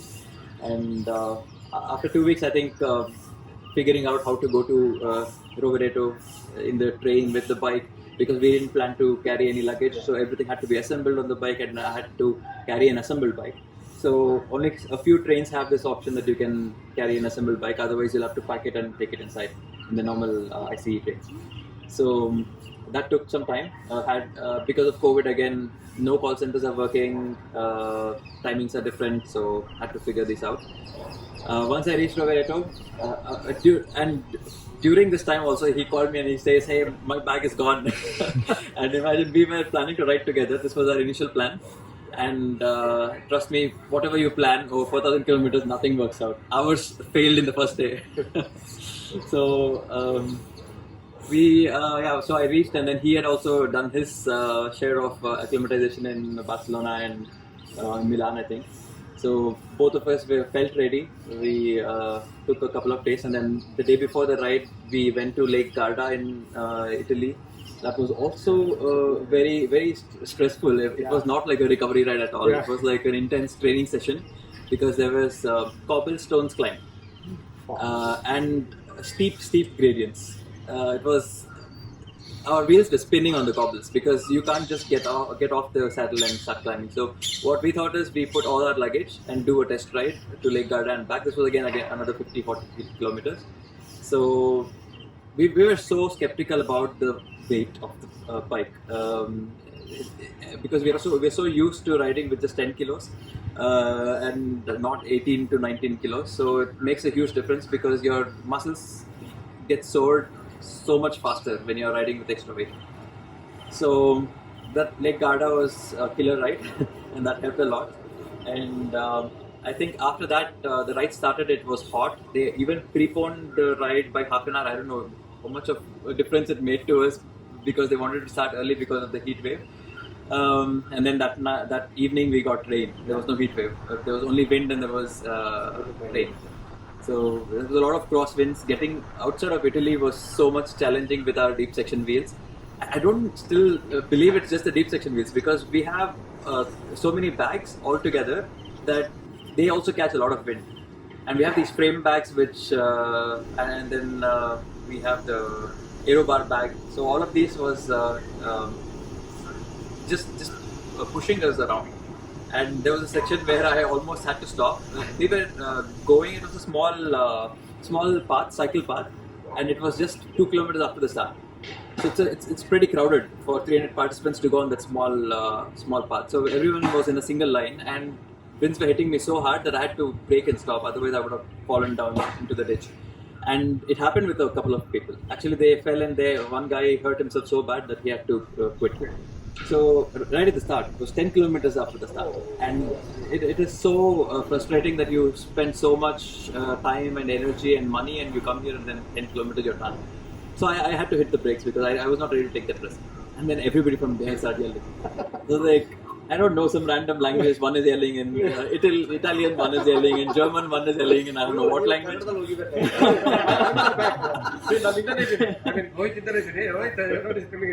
you come right side. I had to panic because I didn't know what to do. I mean, everybody is shouting, "Am I doing something wrong? Is this how?" Because I was also new to crosswinds and with the deep section wheels, so I didn't know it would affect so much. But yeah, somehow we managed, and then Raghu was like, "You don't worry, let them shout.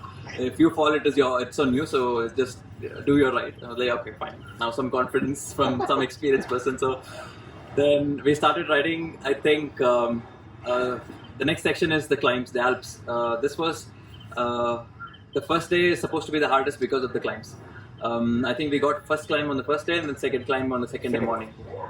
So this climb is very weird to me because it starts out as a park like this, and then you suddenly start seeing winding roads going up, and then the park ends and then enters into a city, cobblestones, and then again you're still climbing, and then you enter into a more nature, a more scenic place where you have a valley view and all, and then again I think a small amount of downhill, and then you climb again in fields. It was the most confusing climb ever for me. I've never seen a climb going through so many places because forest climbs are always out there in the mountain, just one climb, same kind of view that you get everywhere. Here it was not the case, and the cobblestones I had a fall. So it was so steep that I had to stand up and keep pedaling, and then I reached the top, and then I couldn't unclear, as usual, the embarrassing fall. So, but it didn't hurt a lot, but I got some few bruises because I fell on the cobblestones. And after that, I think I rode till 11 o'clock, booked the hotel during my dinner break at 6. So, by the way, dinner is at 6. If you miss 6 o'clock dinner, then you're done. You can't find any more dinner spots afterwards. So everybody closes down by 7 max. So that is when I called him.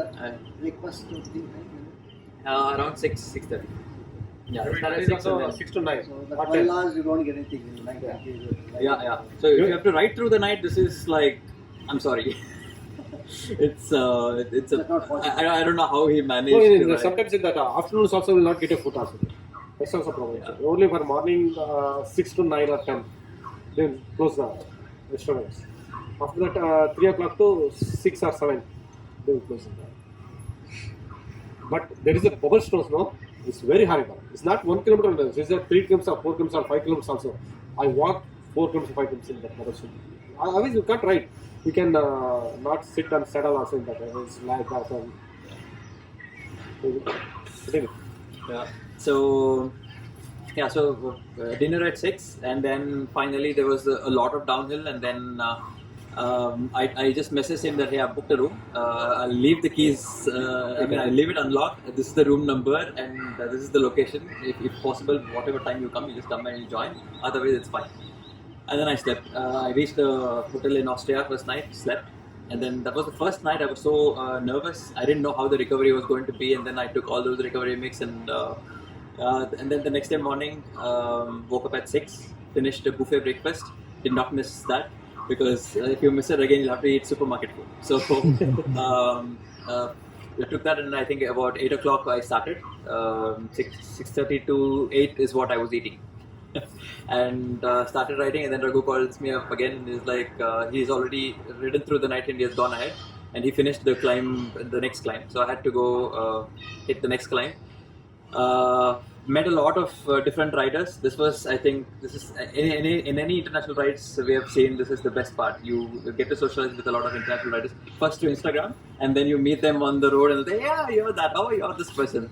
And then you just share your stories, and then you ride together for a short time, and then you catch your own pace, and then again you meet another person. So we had a lot of such people. I met some Austrian professional racer during that Telps climb in Telps.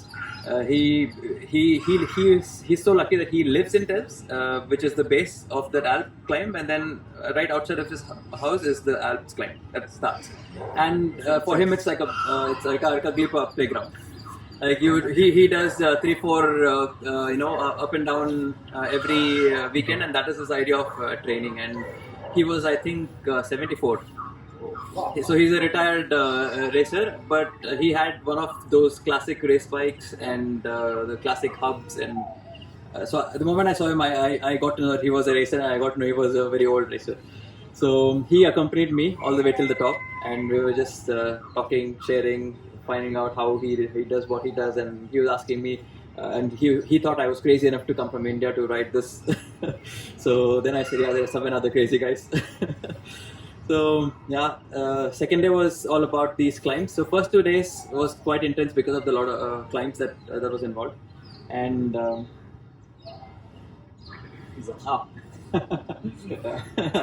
another rider. Is Austrian. Actually ನನಗೇನಾಗಿದ್ದಂದ್ರೆ Austrian ಸಿಕ್ಕಿದಾಗ ಅವ್ರ wife ನನ್ನ follow ಮಾಡ್ತಾ ಇದ್ದಾರೆ. She is telling to him Raghu Reddy is hired from maybe one day his height is there. Then I met his wife also in the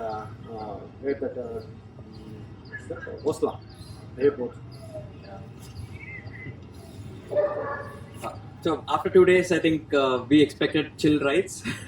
So we the last stretch towards Berlin, we knew that was flat, but then after we had to reach Munich, and from Munich we had to cross Czech Republic and then reach Berlin. So none of these was flat.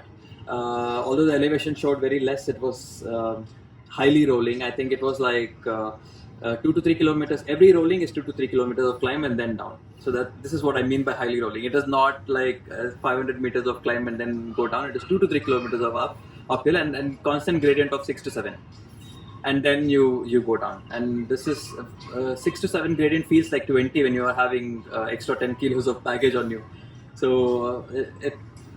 the only motivation was, whenever there's a climb and heavy rolling, I used to put on my earphones, switch on some of my Bollywood songs, and then just hit the road.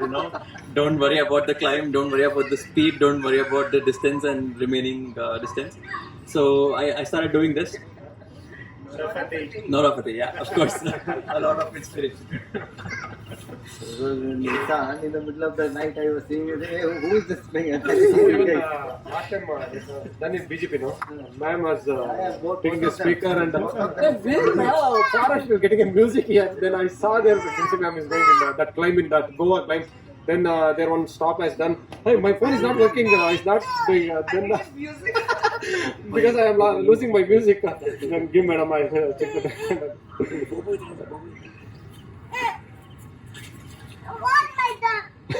Okay,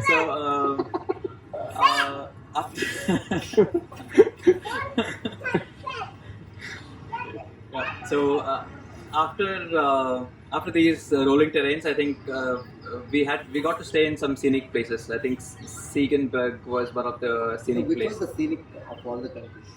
Of all the countries, the scenic was of course NorthCape. Huh? Yeah. But the point is, you're Norway so is the scenic one. Yeah, You passed through so many countries, which was the scenic? Norway was the most scenic because you're going through those fjords, and you always see the sun, and between 10 to 2 you can see the midnight sun. It's sort of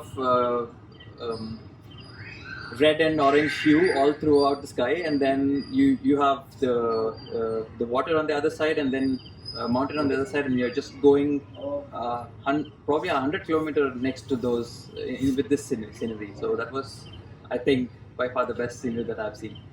And also the NorthCape finals, the scenery was actually very nice because you see a lot of reindeers just crossing, a lot of black ones, brown ones, white ones, and they are in flocks and chasing each other. And it's a very nice scene to see in that situation if you're not on your bike. Because the moment you're sitting on the bike and battling those headwinds and the rain, it's just so frustrating that you fail to enjoy the nature over there. So, Continue, sorry. yeah. Finally, Germany.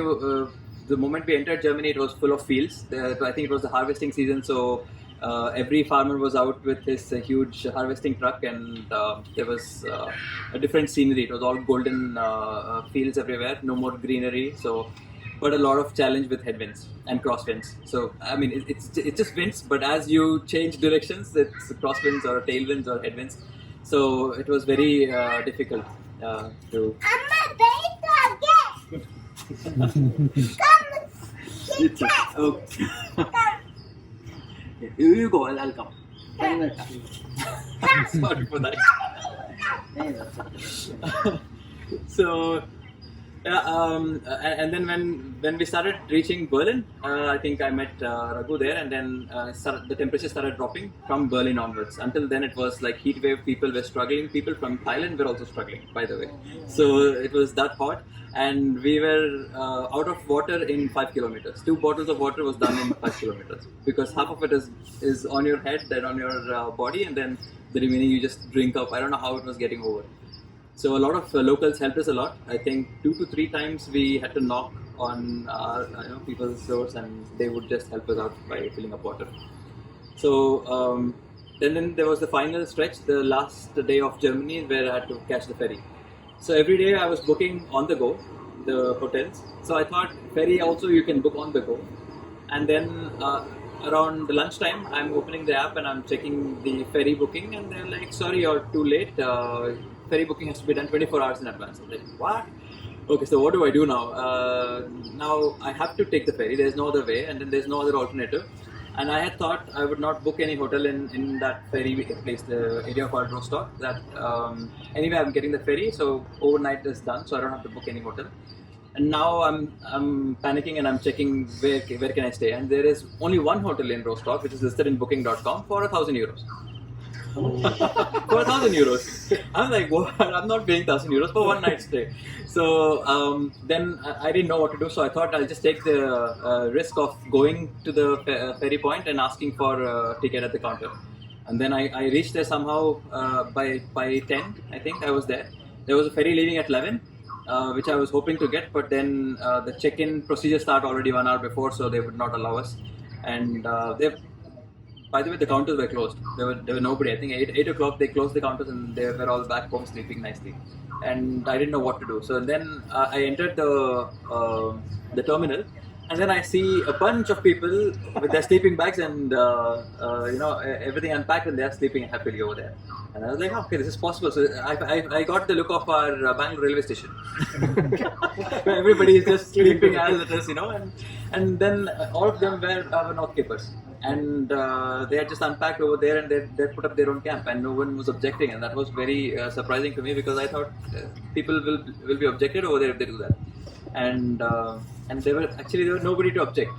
Basically, no security guards, the counter was closed, so it didn't matter. So I thought, okay, it's nice, and then it was warm, so I also took a nap over there, and then had some leftover food in my bag.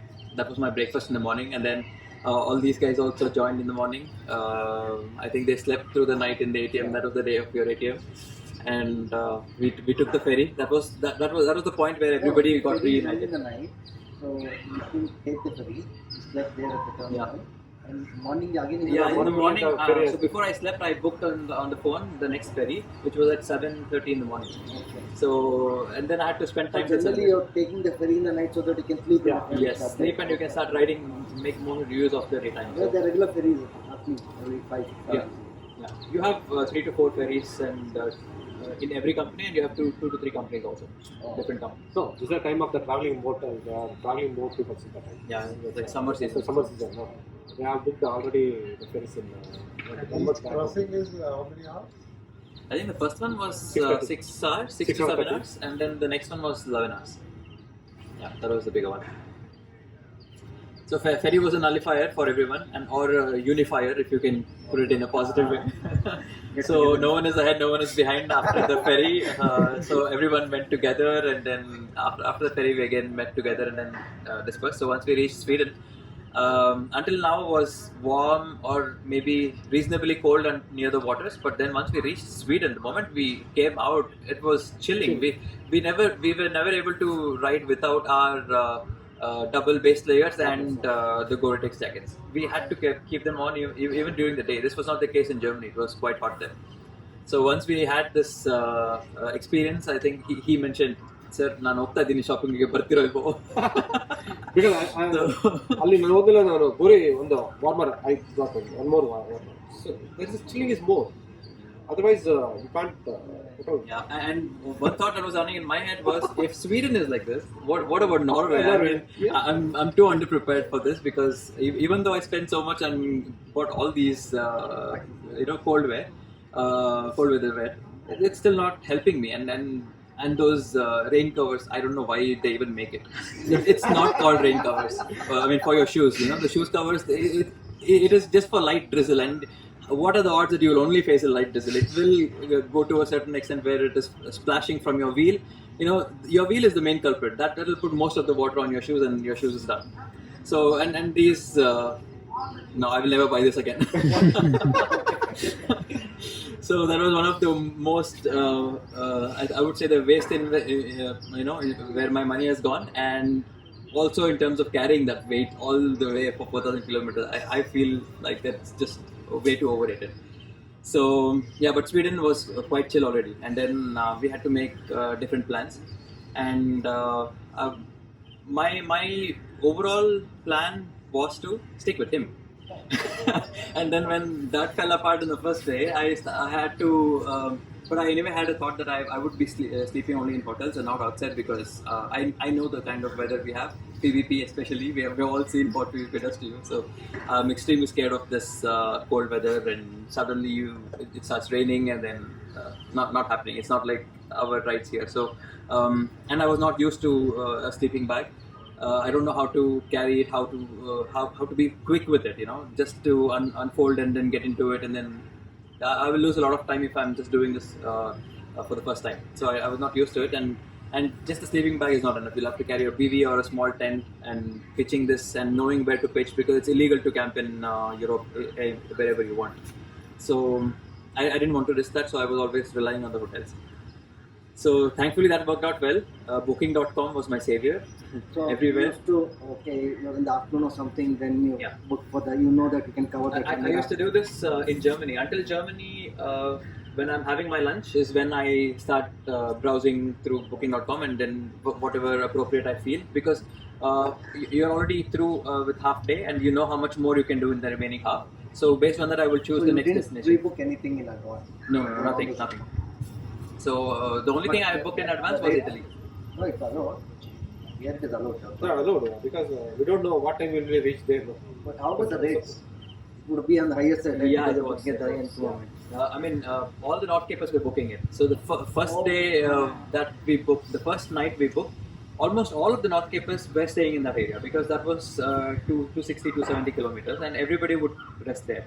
So I did not find any rooms, and I think that was the costliest I paid in the South Europe part, at least, because I think it was 150 euros for one night, because it was a 24 hours hotel, and the reception was open 24 hours. I think it was expensive because of that. I don't know, but for Austria that was too much. It was not worth it. We had other hotels for 50 euros and 30 euros, but this was way too expensive. But I had no other option, because all NorthCapers had taken all the available, hotel rooms. So yeah,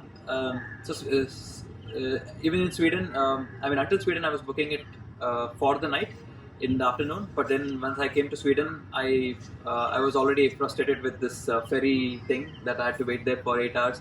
And I couldn't even sleep there properly. And then again, I had to sleep extra in the ferry for another 6 hours. So, and that day I could only do 120 kilometers, because you have reached there, I think, at 3 p.m. And from 3 p.m. we did another 120 kilometers and checked into hotel. So that was not a good thing for our planning. So after that, I think when I was waiting for the ferry, 1 hour I couldn't sleep. What I did was book the next ferry and the remaining hotels in Sweden. And then I knew that I have to make in these times, and I was a little pessimistic. I did not go overboard and try to stretch a lot. So I think I took 4 days for Sweden because of this reason. And our boss here finished it in 3 days. No, it's not a 3 days. Sweden I finished in day, night, then day and night. Yeah. Very high pack. Correct. So that was very ambitious for me at least. So I knew that if we do that, we could save 1 day and reach 1 day earlier overall. But then I'd already had this experience. Then in the pursuit of saving 1 day, you will end up spending maybe 1 extra day in the end. So yeah, so Sweden was all heavy rolling. Did not expect that, but couldn't help. Sweden was one place which was completely deserted, no people, no cars, no houses, only farms and farmhouses, maybe 1 or 2 here. And then there were 3 supermarkets that I saw in the entire Sweden. I did not see any other supermarkets.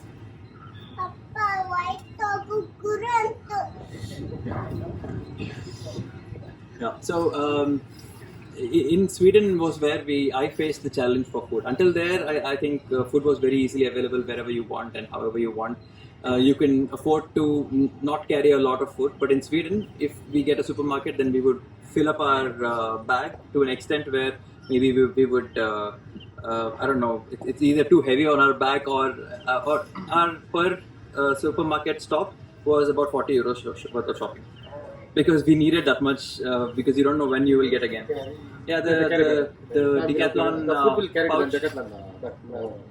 Yeah, that was very helpful in terms of carrying our food every time. I think it is always helpful, right, for our breweries. So also in and it's not an Indian thing, by the way. Every NorthCaper was also carrying the exact same decathlon bag, and they were also putting all their food items into it. And it was all stuffed, and some people were stuffing it to a level where they couldn't close the zip also. Universal solution. Yeah, and it works, it is simply easy. And you need to also buy a lot of hydration, not just water, but other things also to drink on the go. So Sweden was nice in that way. It was very scenic, and we saw a lot of wildlife. But only thing that I want to complain about is there are no people. You don't know whether you're on the right track or you got lost, and no more NorthCapers seen over there because you're already 2,000 kilometers into the ride, and people have all You're not talking any NorthCaper also on that. Yeah, we're not seeing anyone because by the time you reach Sweden, it's people have resorted to their own pace, right? So you're not seeing a lot of The them. problem is that we will not get ferries in that time. Yeah, so most of them got caught with the ferry problem, like how I got caught. Some more people who came after us, they had even more problems. And because of the COVID, they had these dorms in the ferries. A dorm as in a single room you have 4 beds, and it is a shared room. Because of COVID, if any one person books 1 bed in that's it. No one else is allowed to book anymore. So at the cost of a single bed, I was getting the whole room. So it was an advantage for me, but then for others, it was like the demand was getting high and then not enough rooms. Yeah. So that was the main problem where everybody got distributed. So Sweden was very lonely, and maybe we got a lot of time to think about how what next in life, what do we do, how to attain nirvana. Yeah, I mean it's nice to also have some solo ride over there. And Sweden is also a place where another rider joined me. She was from Belgium, and she reached Berlin totally exhausted. She stopped, and she couldn't uncleat. She fell, and she fell in front of us. And then I had already booked the hotels, and I had a plan. So she also had booked the same hotel. So she was like, okay, then we'll ride together. Then we started riding together, and then she was there with me until we finished NorthCape. Yeah. So that was the only good thing, that even though I was riding alone, in the deserted areas of Sweden, at least I had some company to at least speak to if I want to. But yeah, communication was a challenge, but we could still manage. Yeah. So after Sweden, we got the next ferry. We reached in time. And then we had some friends meeting up. I think the Belgian rider had her friends coming to meet her and greet her over there. We got together. We had some waffle party. More NorthCapers joined, and then it became an Instagram party. So all these things happened, and then everybody got to know that we are all riding together and we were there. So and after that we took the ferry. This ferry is from Sweden to Finland. Yeah, this is the ferry. The second ferry is from Sweden to Finland, and this is it stops at a place called Turku. It's the entry point for Finland in our route. And this was, I think, also the same case. I booked one in the multi-bed room, and then I was alone. I was happy. So it's nice. They have warm showers. They have a great bed, and then there's a nice view, sea view. So perfect to chill out and get refreshed for the next day. And after we reached Finland, we thought we should pace up now, and we started doing 300, 250 plus 300. So the day we reached, I think we reached a little late, around 8 o'clock. So we had to do only 250 that day. We stopped, and I think this was also rolling. But in Finland, the challenge was no more cycling paths and a lot of traffic. So in Sweden also there was no cycling paths, but there was no traffic. But from now onwards, we had a lot of traffic, and then the speed limit was 100. So cars would go really fast, and for us to ride in that space was really difficult. So I think in Finland we took 3 days to reach the gate of Finland, and from that was the Arctic Circle, and everyone had actually scared us that Finland is a place where you have to be maximum prepared for, because you won't get hotels, you won't get food, you won't get anything. And for us, especially when we were riding in Italy and Germany, the other NorthCapers would ask us, how are you going so light? For us, our bike, which was so heavy for us, was so light for them, because they had tents and sleeping bags and more stuff. So and then I was telling them, no, I don't have any tent and sleeping bag. Then they were like, what are you going to do in Finland? I was like, why? I mean, why? What is so difficult about Finland? And then I met a rider from Finland, and I asked her, do you know about Finland? They're like, yeah, even I'm worried about Finland. that was the point when I was like, oh shit, I should have prepared better. Maybe got a sleeping bag, even if I didn't know how to use it, just for emergencies.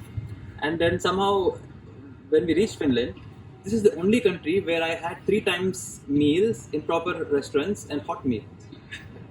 Never until, even in Germany, I didn't have this. And Finland was so much better, and I don't know in what sense they were telling this. And every place I got campsites and hotels, and perfect. Finland was like the best of all the countries that I went through in terms of how we can plan, how easy it was to ride, and not a lot of elevation. Maybe not like Sweden, but there was some rolling terrain. But over time it eases out, and then there is a particular stretch of 400 kilometers where you have only 1000 meters elevation, and this is where you get maximum speed. So in Finland we had the Arctic Circle. Once we crossed the Arctic Circle, I think we had the Santa Claus hotel. That was the highlight of our complete ride. That is where he got his hot sauna bath. So every room has its own private sauna inside the room, and from the bathroom you can just enter the private sauna and then take a sauna there. And it's amazing. You just have to ask them to switch on the thing. It's I think cold based. They put cold or it's hot. Like stones. Like stones. Yeah. But so it was amazing, and I personally didn't go there, but at least for me to see that inside in your private rooms is really fantastic. And it was not that cheap. It was not that expensive. It was 98 euros per night.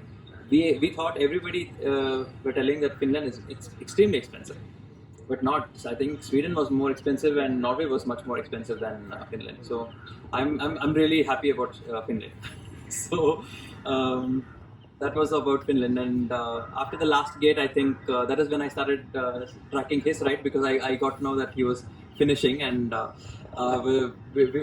think I had a lot of butterflies in my stomach, because there was a last night in Finland, I think Sariselka, where I stayed, and I woke up in the morning at 4 o'clock just to see him finish. And he had just finished. I think 1 o'clock he had finished, and then 4 o'clock. So and then it was like a proud moment for us. That one of our Indians has finished it so fast, and 13 days is quite a feat, and I'm really so I was very happy. And then I thought of calling, but I didn't know if he was still riding or what his condition would be, so I was like, that's fine. And I don't know if I called, I don't remember. Yeah, I called you. Where are you? Okay, so yeah, but we were so by that time I think we were out from our city lives so much that we had no clue what day it was, whether it was Monday, Tuesday, Wednesday, and then especially in Finland onwards, it's a midnight sun, land of midnight sun. So you just don't know when. Especially for him, if you're like him riding through the night, then you don't know when it is day, when it is afternoon, because it's the same amount of sunlight even in the daytime because it's cloudy. Even I changed my watch for 24 hours. Then only now is the night. Yeah, so it's, I mean, not knowing what day it was is a pain actually, because Sundays everything is closed, and you need to know when it is Sunday, and you shouldn't take it for granted that you know I don't know, I'm lost in nature and all, yeah, but then you'll suffer because it's Sunday and nothing is open and you're not prepared for it. So but yeah, Finland was in that way very nice, and then that is where we got to ride until 12. We used to check into a hotel even at 12 in the midnight and still be okay with it. And it was also very cold. Finland is normally known for a lot of rain. So the moment we entered Finland, we got rain. So as soon as it was true to its word.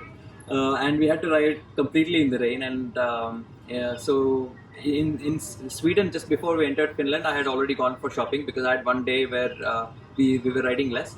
So I got an extra down jacket, I got a Gore-Tex pant.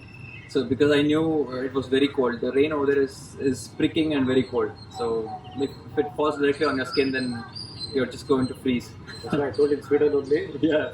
So I took his advice. I didn't go with him because I don't know where he went after he said that.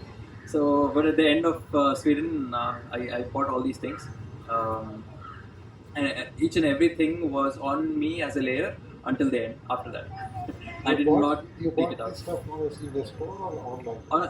On a store. There was a store called Triple XL. It's a sports store. Yeah. Yeah. So, and then Finland came to an end. Then we were entering Norway. We were all so pumped that we are entering the final country. And then I had seen a lot of Insta status from our NorthCape handle that most of them who crossed, they would put a picture of Norway entrance where they have a board of Norway. I was like, yeah, we'll also do that. And then all the arrow marks, every arrow mark, every reindeer symbol, everything is so exciting for us. We were taking picture for everything, and then. I think Norway was also huge rolling. That is where we saw what rolling means. This is I think. Yeah. So if you guys have seen some ads where they show extremely long roads in one single screen, the view was like that. We could see up to maybe 20-30 kilometers ahead of us. Yeah, the road is straight but vertical. It's vertical, and you if you are here and you look at that, you will wonder, can I even reach there? It looks like trekking, but then once you start riding, then you reach there and then you see another one. So you see at least 10 to 15 such rolling terrain hills.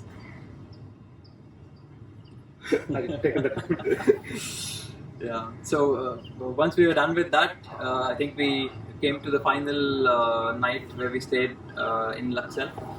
After Laxell, we thought, me and the Belgian rider decided, now's the time. No, we can't waste. We can't stay another night in another place because if you reach the North Cape in the evening or in the night, like how he did, then you'll have to stay there overnight, and they kick us out. They will not let you stay inside. You'll have to stay in the cold outside, and I didn't have any sleeping bag. And those who had sleeping bags, they just pitch their tents and then they sleep over there outside. There's no place there. No, there's nothing. It's a very remote place at the tip. It's like a cliff, right? So the next remote place, the next village that you need. Back to the village. Yeah, the village is 40 kilometers. Oh my. And after. So the base is there. There is no come back 40 kilometers. But 40 kilometers is actually very less now to speak about. No, I agree. But over there, I understand. once you After finish 4,000, you just want to yes, go back and last.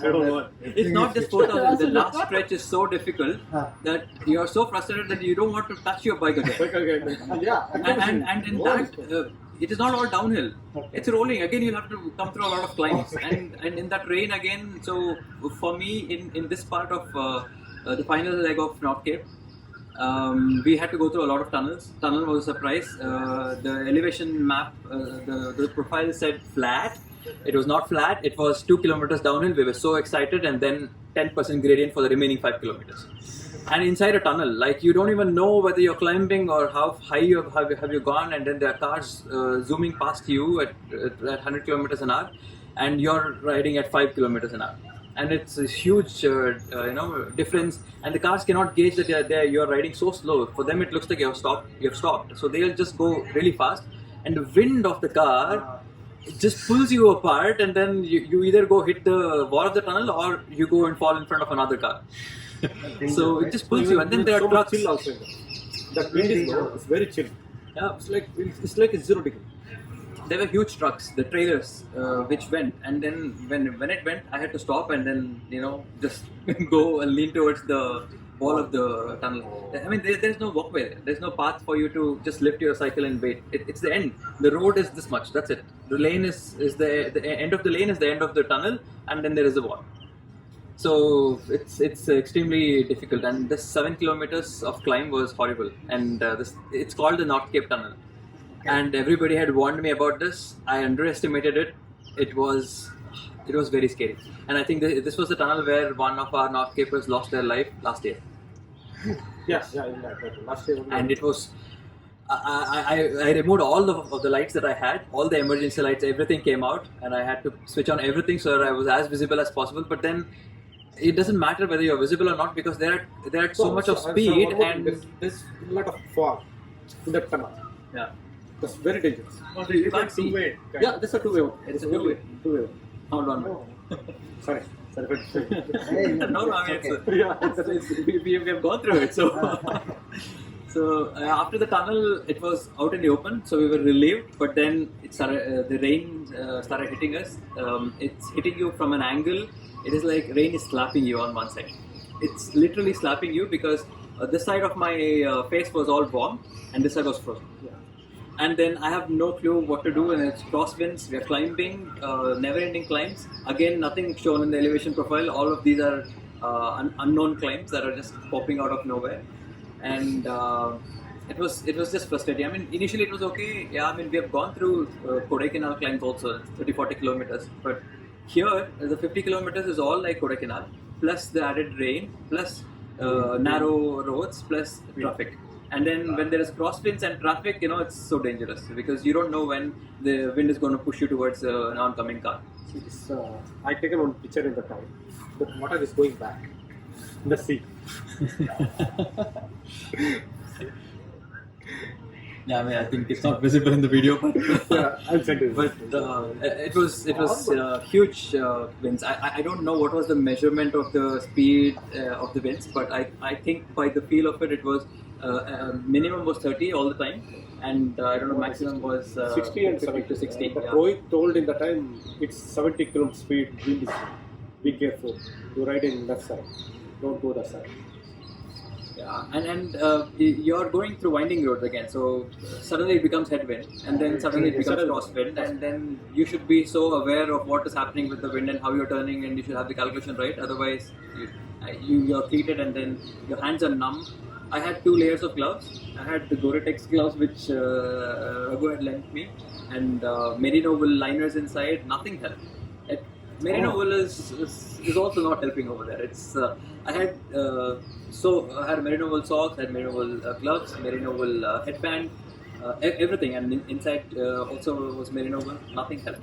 I was freezing to death, literally. And I don't know. I've also done the Himalayan Manali to Leh, and I've gone through Tanglangla and all those high passes, even Kardungla. Nothing was as cold as this. It was the most difficult piece of ride that I've ever done in my life until now. Put together, this is the last stretch, the last 100 kilometers. 150 kilometers. Of, Like doing 1,000 kilometers. I told in BGP, same way. And it was during the day. Yeah, it was early morning. Yeah, early morning. So we were riding through the Can you night. imagine how it is in the night? During the night. I mean, we rode through the night. So, like I said, if you reach later like him, you have to sleep outside, right? So, what I did is the last day in Norway that we had booked, we only took a nap for 2 hours. We booked the hotel for the whole night, but we only slept there for 2 hours, and then we started at 10 o'clock in the night because we knew we had to reach there early morning or morning time so that we get the bus to go back. So we rode through the night. This is the first overnight that I was riding. He was riding, so he was probably used to it. I don't know, but for me it was the first after a long gap, and now I have to ride overnight.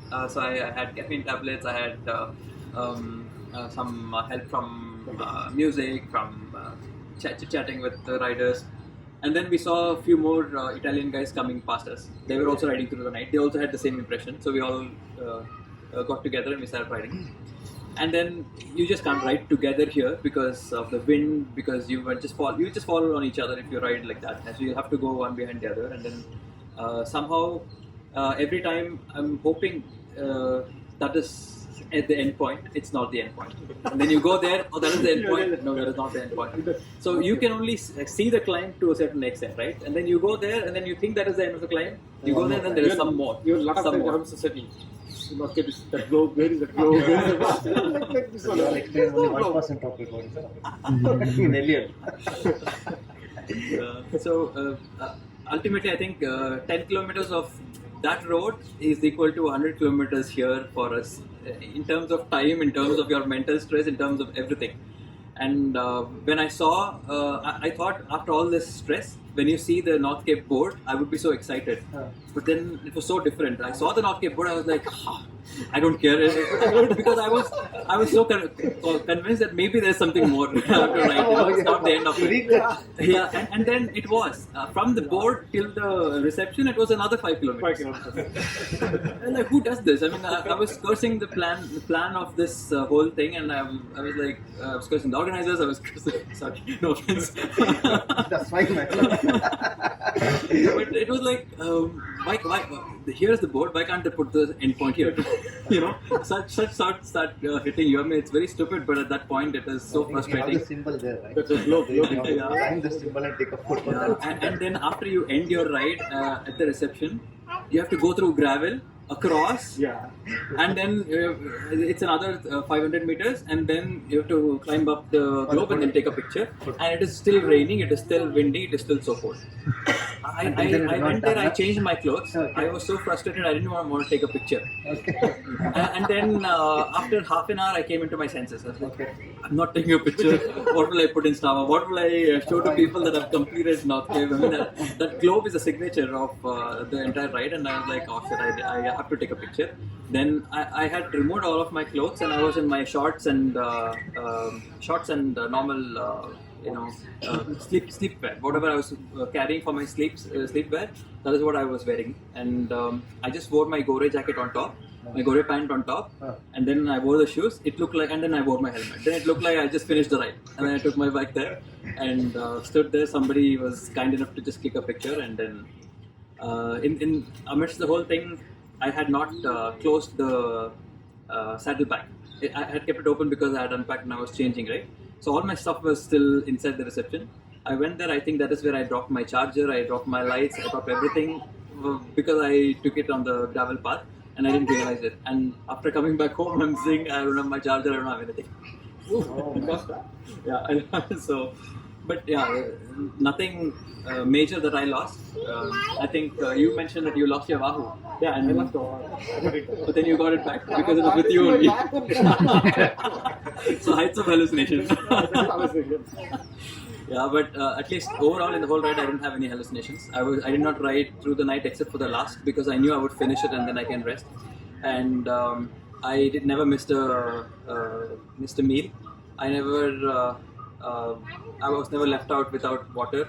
So that way I think I was a little bit more prepared, and planning did not work. So you just train yourself to go with the flow and improvise on your plan, and don't be rigid that you have to follow your plan, because then you're mentally beating down yourself. So I think this is what I also do. I mean, with the turtles here, every ride we do, we create a plan and then it never works out. It never works out. I mean, so you have to improvise. So I was quite trained to improvise our plans. So, And in general, I think this ride would not have been possible for me if I was not introduced to cycling through BR community. And I think I have a lot of mentors here. I have Greeny, who introduced me to the long distance cycling in the first place, and then Mohan sir with our experience in PVP, Isan, and I think my turtles, who are also a key part of all the training that we have done. Raghu sir for introducing me to Univet because that was also very important for the ride, I think. And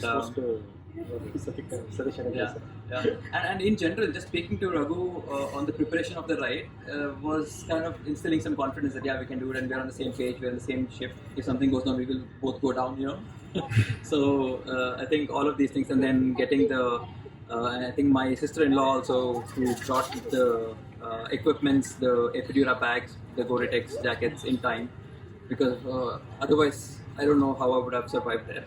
So all in all, it was one hell of a ride. I don't know if I'll do this again, because for me this was the most expensive ever. So we'll cut this. It was quite expensive. I mean, unlike Raghu, I was staying in the hotel every night, and whatever hotel I would get, I think I was staying in hotels ranging from minimum of 70 euros and maximum of 200 euros, and this was every day. And I also went to Germany 2 weeks in advance, so that also adds. And then I had 2 weeks after also, because I didn't know how if I would finish soon, so I had to plan my return journey considering I would finish after 22 days, and then I had to give another week's time to figure out how I would come from North Cape all the way. And this was another adventure. I mean, finishing the ride was not the adventure, that's 50% of it. After that, you have to fight for the bus, because now there are 20 North Capers waiting for the same bus with their bikes, and the bus can only take 4 bikes. Oh, okay. This is the next challenge. I had this challenge in Israel also. There are 10 guys waiting with a bike. A bus comes and we thought we'll all get into the bus. But at the previous bus stop, they're already 5 and you can take only 5. We all 10 are still standing there. Again, waiting for the I mean, what happened here was everybody was so frustrated that, and the booking of this bus is in the app, and the app is an open booking. It's like any bus you can take. So it is not for a particular bus. So when you book, you don't know whether you're crossing the limit of the bus or not. So when the bus came, he said 4 bikes, and there are 20 bikes, and everybody were like, "But then why did you give us a ticket?" He's like, "I didn't give you a ticket. It is from the app." And then everybody got so frustrated, and there were a couple of Italians who just took him for a ride, and then they were like yelling at each other, and I think a physical fight was missing. That's it. So the bus is from the top place to the town, is it? 40 Yeah, to kilometers? the 40 kilometers. Otherwise you have to wait. Otherwise you have to ride. But this bus was 200 kilometers. It would go until Alta. Okay. So we booked it until Alta, so that we don't have to keep changing bus, because we knew this fight for bikes space would be there. You will not believe it. I forgot to take the picture because we were so busy putting our bikes inside. Everybody disassembled their bikes, and everybody stacked up their bikes inside. It's like our Volvo space, the dicky space. Everybody stacked up their bikes. One line of bikes standing, and then one line of bikes sleeping on top of it, and then some more horizontal, some more below the bikes. Really? Yeah, I mean, it was. I have never seen carbon bikes being treated like this ever in my life, and each of those were pretty expensive bikes. There was a Colnego, there was my bike. Like he was not there. No. There is a no. I know. There is a lot of caravans in night time. I asked that volunteers there. They asked, "We can anyone can stop. We are not ready stop." But when I stopped them, he told, "I don't have a cycle carrier." One more I came, I stopped. Then he supported me, and I came with the caravan. That 40 kilometers I used with caravan. They are supporting me. I think this is very nice over there. They help each other. Yeah. At least the car guys, they would also give you a lift if you are stuck, or if you have DNF'd and you want to go to a nearest train station. They help us a lot. Many people got such support. I think I've heard a lot of these stories. But for me, the point was the Belgian rider with whom I was riding, her father had come there to receive her. So he came to Norway, and he hired a car, and then he came all the way to meet her. So it was very sweet and nice and easy for her to go back. So they mentioned that my bike would also fit, but then when we were trying there, it did not fit. So I had to come back in the bus. But I was anyway prepared for the bus, so I knew that this is the way. And then this was the first fight. First fight was for the space in the bus. The next fight was after you reach Alta, and now you have to pack your bike for the flight. Now there are no carton boxes. Every bike shop is out of carton boxes, and they are so frustrated. They're like, "No, we're not going to do it anymore." Because people who have come before have already taken, and then the next set of people who have come have fought with them for more boxes and all. They get frustrated. That, And these guys are also riding 4,000 kilometers, and they're also frustrated. So we were at a point where we went, and everything is gone. And now what we did is we went to there was a supermarket from a German company supermarket which sells all the hardwares. So we went there. It was called Biltema, and they had small carton boxes like this size, and it is unfolded and it is kept. So I bought a dozen of those, cut each of them, pinned it and strapped it together, made a big box, and then put my bike in it. No. NorthCape He was one of the early riders, no? So he's the reason why we didn't get anything. Having said that, when NorthCape is charging so much and then no, Yeah, I mean, at least the simplest thing they can but do the is at point least is, keep this those happens every year. This happens every year and that tell there is a them shortage about, of this. okay, the 300 riders keep the 300 cotton boxes, so tell them. Yeah. But in NorthCape, we'll get a more. Only just it. I mean, carton box. That's a cycle shop only. And then what There is a lot of when many people are carton coming box. like this, you can't expect a small town to have so many boxes. They can take some extra money and take another 10, 20 A lot of people told euros, us. keep a box there, and that will help, right? Because people are coming from different places and these are very remote areas. I can understand the logistical challenges. It's So not easy. one of the riders also was suggesting that the organizers can just put it up on the to some of the locals there that hey, you want to make some money, correct, come here, bring your caravans, take people, make some money out of Correct, it, and they don't have to do anything, but they can just ask the locals to support so that they'll also benefit from it, and It's a we win-win also have the for everyone. But convenience. there is a taxi is very expensive. From 30 kilometers, there is a 10,000 rupees I know. taxi charges. I saw there for taxi. It's around what's that currency of that Norway? Crores. It's 10,000. So what is Crores. currency everywhere or? So Euros? first is euros, and then Sweden is Swedish crowns, and then Finland is again euros, and then Norway is Norwegian crowns. Okay, only Sweden and Norway need change. When you cross the border, is your passport asked? No one is that. I think only when he lost his baggage he had to show his passport, otherwise nothing else. Otherwise, any border, it just It's a European Union now. Quite no, but Norway is all not in European Union. Norway, the Scandinavians They are think not there. illegal immigrants don't come on cycles, so it's not possible. You are giving a tip to all of those. Yeah, I mean, if they're actually taking such a big step of coming by cycle, then they're worth it. They should get the citizenship. Finland ಇಂದ ಇದಕ್ಕೆ ನಾರ್ವೆಗೆ entry ಆದಾಗ police ಎಲ್ಲ ಇದ್ರು they have checking so many cars also but they will not ask for. So everything is part of EU, which only Norway is not part of it. No, all of them are EU. no, Schengen. Schengen visa.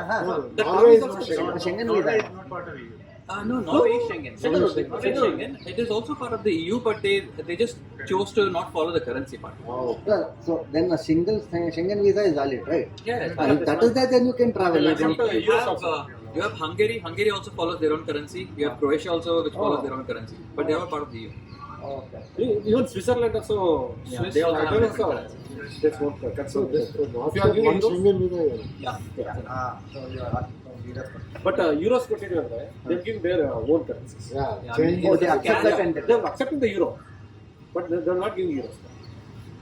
Okay, support.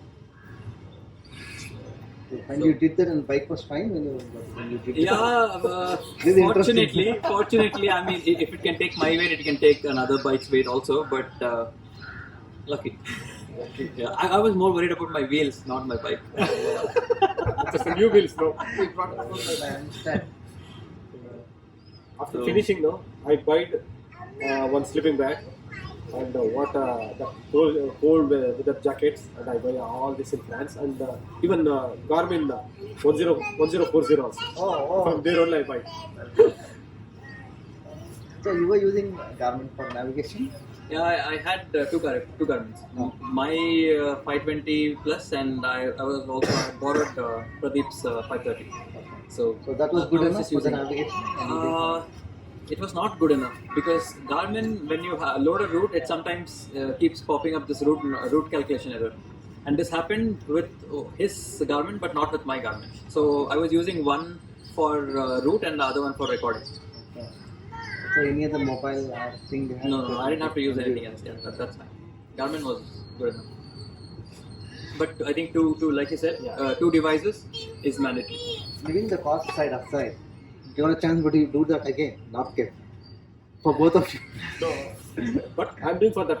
Because if I'm doing that. changing, right? The route keeps changing. Except for the last stretch of it. If I get the financial support, I will do it. Yes. That's what I'm doing. Leaving the cost aside. Yeah. If you just put the ride and how it feels, I think with a different route, I would definitely do it again. Yes. Only the last stretches, I think, is the same. The last 700 kilometers is common always. Okay. ನಾನು ಮಾಡ್ತೀನಿ TCR ಮಾಡ್ತೀನಿ. So I know PVP is already PVP is next for you. Leaving PVP aside, so PVP all looks very small in front of all the NorthCape, right? So what next? Yeah, I mean, I've really not planned that much in advance. I mean, I know he has big plans. He has RAM coming, so I'm not sure. I'm only thinking what to do next year. So and then when next year comes, then what to do next year? Because at least from my experience with 2.5 years of COVID that disrupted all the plans, I prefer not to make any main plans and get disappointed, because this was very disappointing when I couldn't do, and it was cancelled for 2 years back to back. Because it's more than the financial and the time and effort that you invest, it's also mental, right? You need to be mentally invested in this to be able to go through this trauma before and after and during the ride. So for me that was a little difficult. That once it was cancelled, and then I was not sure whether it happened or not, and then I was not sure how the organizers would deal with it. So On the organizer, you are not getting anything. At least they give you information they give us a tracker, the GPS. That's all. And they come and shoot the video and the video. Yeah. That's all. Nothing No, else. they will do that last part only. And that is also only for him, because he finished early, right? I reached the day after they left. Really? Yeah, they'll be there only for 7 days, and so until 14 days, whoever finishes, they get the video shoot there, and then after that, no. How much was your total time? 15 days. Mine was not 15 days around, because we started at 8 and I reached at 8. So There was four control, right? yeah. Four control. What for four control? Any other place where the organizers? For me, no control, you're just stamping. You don't get anything there. There's nothing. You stamp and you walk. That's all. Once you ಅದು GPS ಕೊಟ್ಟಿರ್ತಾರಲ್ಲ, ಅದು enter ಆದ ಸಾಕು. Automatically Not even getting the information. What's At the least cost of registration? they're not there and 450 euros. Okay. 450 euros. 450 euros, right? Yeah. 40,000. That's what. And I just was trying to check. Everything was the same thing. Even the Shekune kiya na, I wanted to have a talk with him also like this on a Zoom. There was one guy who Why are did, they charging 450 euros as in they are giving and if you nothing? go to the website, they have a justification for that. What about टोपी हाकता है. 450 के लिए पहले भी टोपी डाल number के साथ. So he did the Silk Road mountain race. He did that this time. It was very bad, and he did it in a Rock Rider 5.0. So I thought I'll have it. Wow. He did during the same time. When all these races happen at the same time. It's all off road.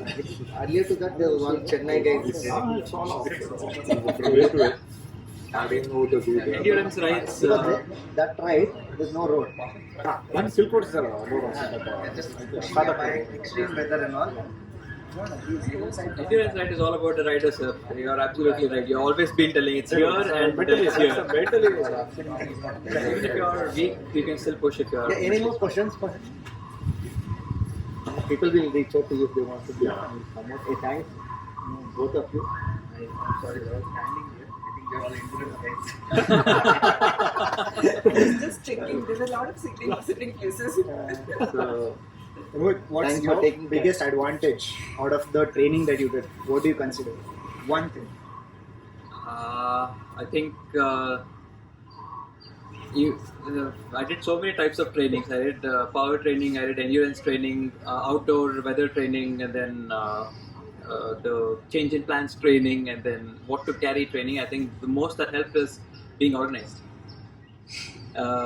Because you have so much of equipment to pack up again every night, you have to unpack, and then every day you have to be quick at it. I think previously on all my training rides, we used to take a lot of time to pack up and get going.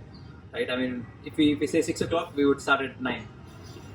So I mean, it just takes time because all of them have to take a shower and then get ready to it. So over time, I think I learned when to take a shower, when not to take a shower, how to wash your clothes, how to quickly do this. So I And was coming to the question. So you had how many sets? You had one extra pair of yeah, I waistband. had 2 bib shorts So you and used to 3 wash that jerseys. overnight whenever you stay in hotel London. Yeah. So what I would do is 2, one that I'm wearing and one inside the bag, and then So you had only one on yourself and one on the bag. yeah, that's it. And I would use the bib short for two days without having to wash it, and then for the third day, I mean, whenever I stay at the hotel, I would wash the one that I'm wearing and not wear that the next day immediately. I would wear the one that is in the bag so that it dries also, because sometimes it wouldn't dry up. So I would just wear it here, hanging behind. Because he was in hotel, used to wash the hotel. But I have 4 big shots. Okay. I manage them. So you never washed or reused or something? See, every 2 days I used one. Okay. ನಾನೇನು ಮಾಡಿದೆ ಅಂದರೆ ಇದರಲ್ಲಿ ಶಿಪ್ಪಲ್ಲಿ ನಾನು wash ಮಾಡಿಬಿಟ್ಟು dry ಮಾಡ್ತೀನಿ. So the staying organized helps a lot. Also, I thought of carrying slippers. I thought of carrying extra power bank. I thought of carrying a towel. I thought of carrying detergent to wash. I mean, these are 4 things that is an extremely heavy, and it is not actually required. You know, I have alternates. I mean, you need slippers. Just use the shoes that you're wearing. A towel. Every hotel gives you a towel. If they don't give you, then take off their bedsheet. I mean, they're supposed to give you a towel. I'm just joking, but and then extra power bank. I did not need it because, like he said, you never had to use the lights. We never had to use the lights, and the only thing that I needed the power bank was for charging the Garmin. And my phone was also quite okay. It lasts the whole day, and it charges very fast, so there's no point. So I carried a small 10,000 mAh, which was always plugged into the Garmin, and that's it. And so I don't need a power bank, and then I don't need the detergent, because it is very much needed if you are camping and you don't have a place, so you need water, and then you put the detergent and you wash it, because otherwise you cannot use the bib shorts as it is. But for me, every hotel in Europe has the shower gel and shampoo separately kept, and it's an unlimited supply. So why would you not make use of that, and why would you carry half a kilo of detergent? So all these things I learned on the go, and I threw a lot of stuff that I don't need, discarded. So I think being organized, that was the biggest for such a ride, at least. Maybe this will not be applicable for PvP, because their organization doesn't matter, because you're not carrying a lot of luggage.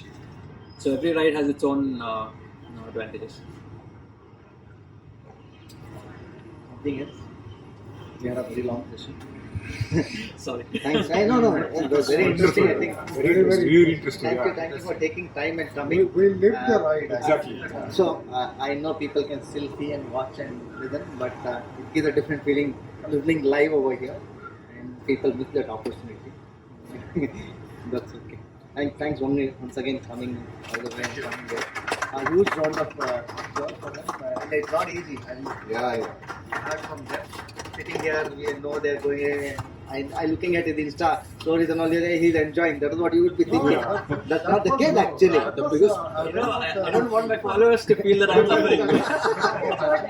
About Raghu, we only saw when he finished. But Rohit, every day he used to share He was even responding on WhatsApp also. Yeah, We should video calls. Yeah, he will respond. every day we were having WhatsApp he was WhatsApp, active. yeah, he will respond. Close friends ಯಾರು ಇದ್ದಾರೆ ಅವ್ರಿಗೆ ನಾನು video calls ಮಾಡಿಬಿಟ್ಟು phone front ಅಲ್ಲಿ ಇಟ್ಬಿಡ್ತಾ ಇದ್ದೆ. C ನಾನು phone ನೋಡ್ತಾ ಇರಲಿಲ್ಲ, ಅವ್ರನ್ನ ನೋಡ್ತಾ ಇರಲಿಲ್ಲ, ಇದು ಮಾಡ್ತಾ ಇದ್ರು. ದೆನ್ ಅವ್ರು ಮಾತಾಡ್ತಾ ಇರೋದು ಕೇಳ್ತಾ ಇದ್ದೆ. ಬಿಕಾಸ್ ಅವ್ರು ಮಾತಾಡಿದ್ರೆ ನನಗೆ ಒಂಥರ ಐ ಫೀಲಿಂಗ್ ವೆಲ್, ಯಾಕಂದ್ರೆ ಕ್ಲೋಸ್ ಫ್ರೆಂಡ್ಸ್ ಅಂದ್ರೆ ನಾವು ಮಾತಾಡೋ ರೀತಿನೇ ಬೇರೆ ಇರ್ತಾ ಇತ್ತು. ಸಿ ಅದರಿಂದ ಏನಾಗ್ತಾ ಇದೆ ಅಂದ್ರೆ ಐ ಆಮ್ ಗೆಟಿಂಗ್ ನನಗೆ ಮೋಟಿವೇಟ್ ಆಗ್ತಾ ಇತ್ತು. This is one more learning, by the way. I've learned how to do a lot of stuff on the bike. And I know how to use every piece of real estate on the aero bar. The aero bars. That's a burger, no? That's a bread burger, no? We can eat it easily. You need something, some sweets, some chocolates, normally just to keep the energy high. And then main food that will be in the back, and then you can just put it in the jersey pocket when you're eating, and then just have it. So sandwiches are easy, rolls are easy, burgers are easy, not easy but okay, manageable. And then chips, Pringles, I think that also I put on In my, between the aero bars, he had kept the Pringles and he's sending a chips binding machine. Normally, everybody in the ride were also keeping Pringles, but they were keeping it up, vertical, as in with the cap on the top. I just inverted it, and then it was easy for me to pick it up because the gravity would bring it down, and then I would be keeping it easy. So, I mean, a lot of things like this, and then I was very scared of aero bars. As in, I would go down. No, I've used it also in Nissan, but then I didn't so efficiently use it as I did here because at this. It really helped for both of you. Yeah, I mean, a very relaxed position. This is a must for that. Long endurance. I never had any upper body pain because of the aero bars. And so many positions to change. You can hold the handrest of the aero bars. You can hold the aero bars multiple places in the aero bars or in the actual handlebar. So it was very nice. And how to use the aero bar space is something that I learned from this ride because everybody's cockpit was so different.